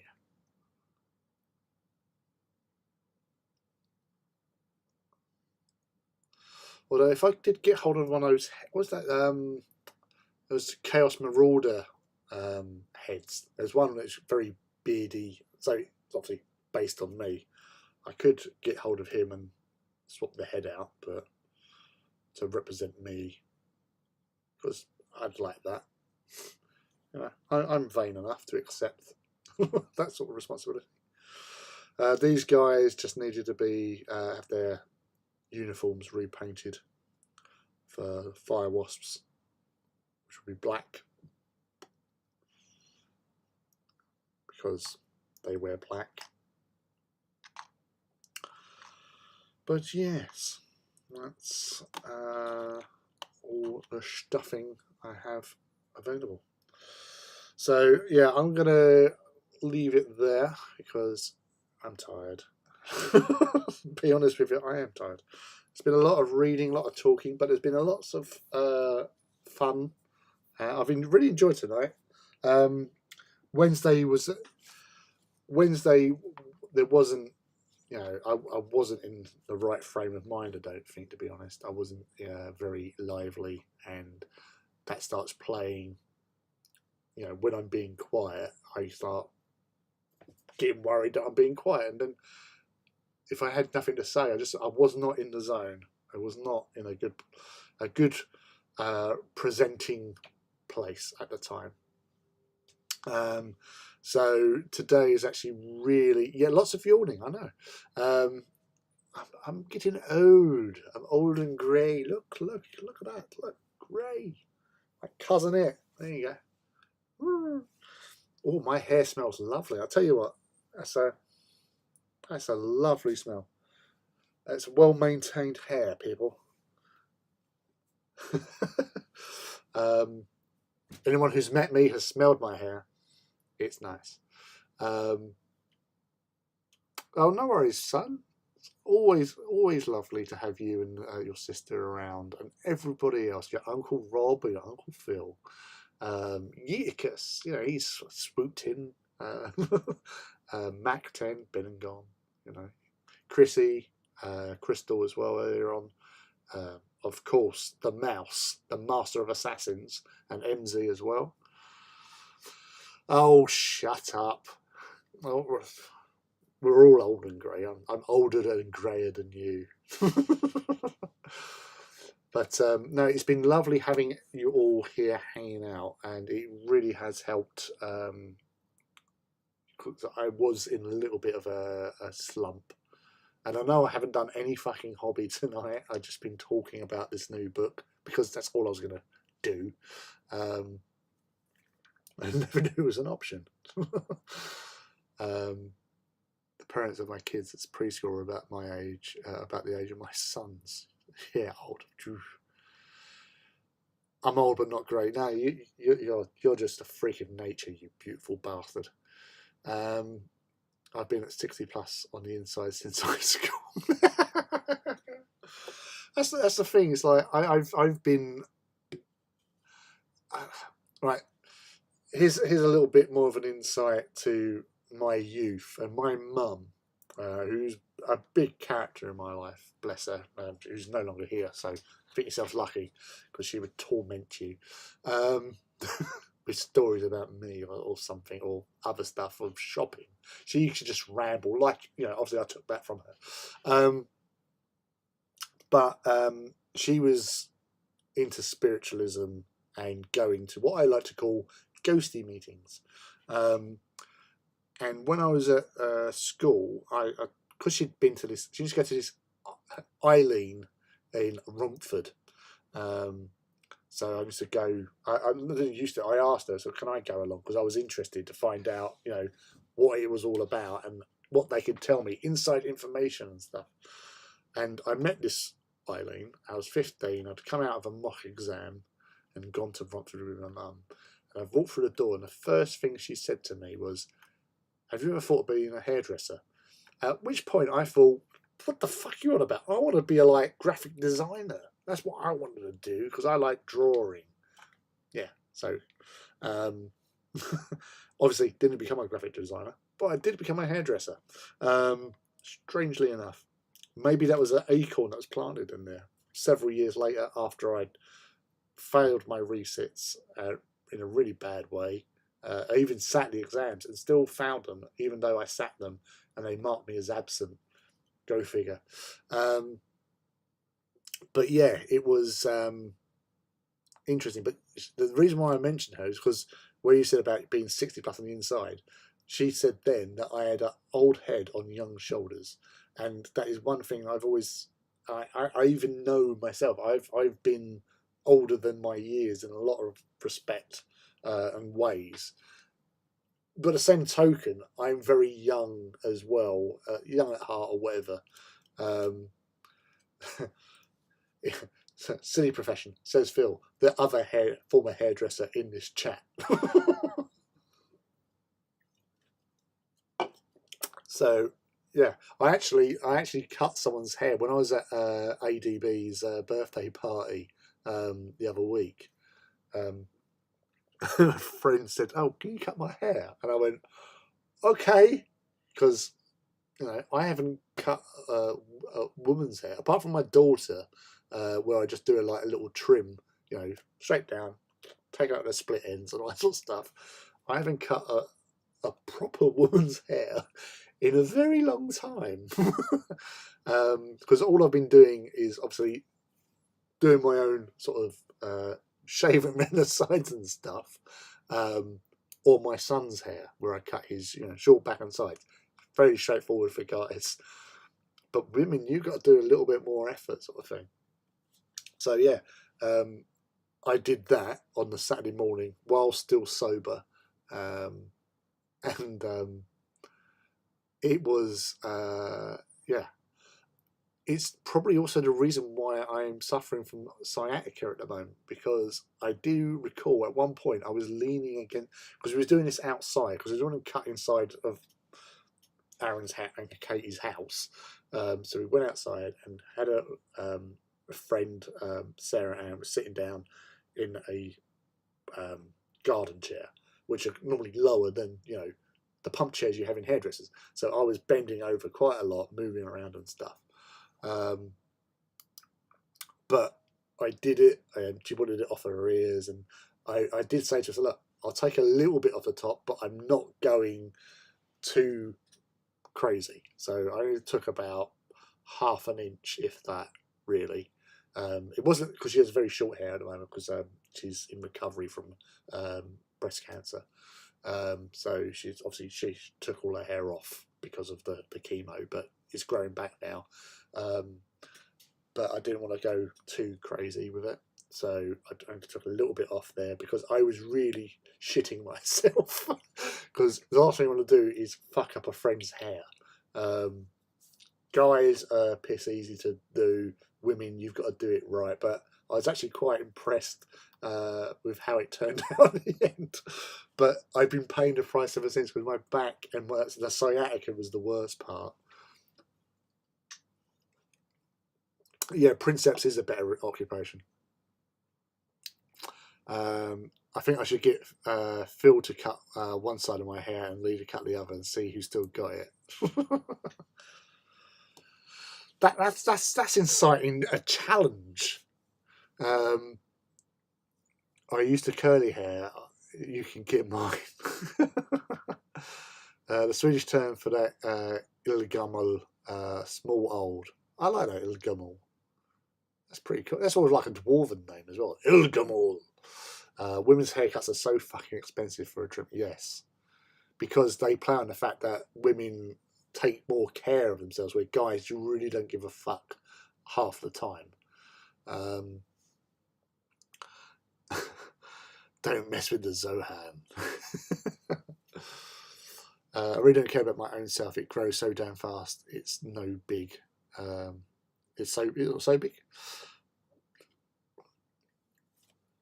It don't remind me. My hair is a long due a trim. But that's the thing. It's like with two of the strangest haircuts that I ever did. Right, this is totally off of hobby right now. But I was working where I was training up. My boss, his brother, was a builder, and he'd acquired a shop down Leytonstone High Road in London. And Leytonstone High Road is quite long and has a fuck ton of hairdressers of all varieties and shapes and sizes down there. And there's only one barber's though, and that barber had been there for 30 odd years, so every fucker uses it. So when you open up a new barber's, which is a little bit more modern, because there was always used to be certain differences. Now they're a little bit more sort of mainstream and trendy, but back then barbers, men preferred not being able to see into barbers, because they wanted their anonymity and didn't want to be seen sitting there with a cape on having their hair done. But trying to set up a new hairdressing place in that environment was a very short walk down a long pier of despair and destruction, because it didn't take off. But we got some people in there. And it's probably the reason why I'm out of hairdressing as well, because I was the least trained out of the two of us that worked there. So I was obviously the first one to get off the payroll, get out, even though I was probably the cheapest one to have there. Yeah, so I got let loose from there. But whilst there, my favourite haircut was a tree hugger who was one of the protesters of the M11 extension. Because back in the 90s, there was loads of like hippies and tree huggers all down there chaining stuff to trees to stop the M11 extension. And this guy came in and he had dreadlocks halfway down his back, right? Big, thick, rope-like dreadlocks. And I asked him at least a dozen times, because I always made a point of this with people with long hair, because it takes so fucking long to get to this sort of state. I asked him at least a dozen times, are you sure you want me to take this off? Are you sure? Are you certain?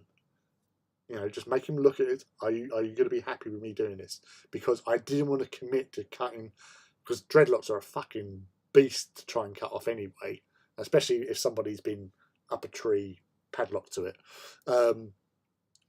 So yeah, they came off, and it was like Medusa had basically shed all her snakes off her head, because there was like little rope things across the floor. But he had eventually a number 1 all over. So it's literally from dreadlocks all the way halfway down his back to a number 1 all over. It was complete image change. And literally it only like cost him like, I think at the time, I think we was costing for something like that, it was about £7. But yeah, that was just like fucking mental. There were a lot of tree huggers where I lived too, because of the spotted owl, actually. I didn't do any tree huggers' hair, but I had my own work in Hairdressers Journal International. Well, aren't you, la-di-da, Lord Flex, motherfucker?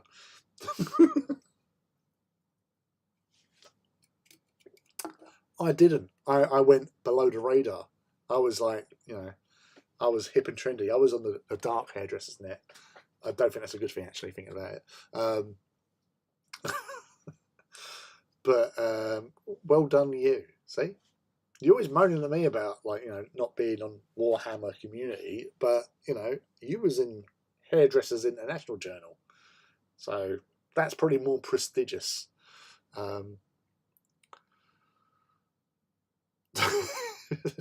Did slice a mole off when I was training.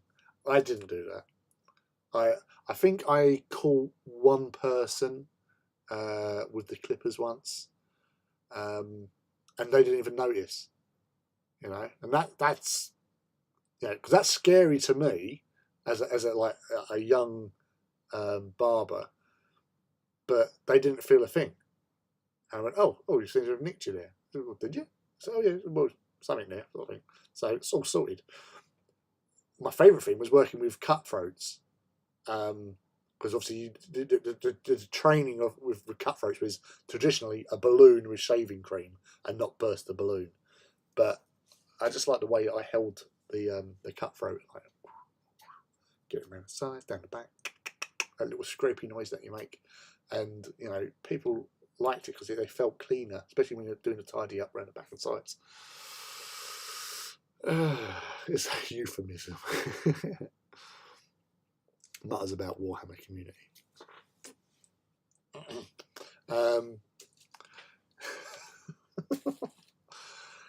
But yeah, it was an interesting place. One of the more interesting experiences was the fact when I was training, I was the only man in a class of about 30 women. So I got used quite a lot for, not in that way, for like them to practice working on men, sort of thing. And there was times where I'd go into college. I used to go into college for 1 p.m. and leave at 9 p.m.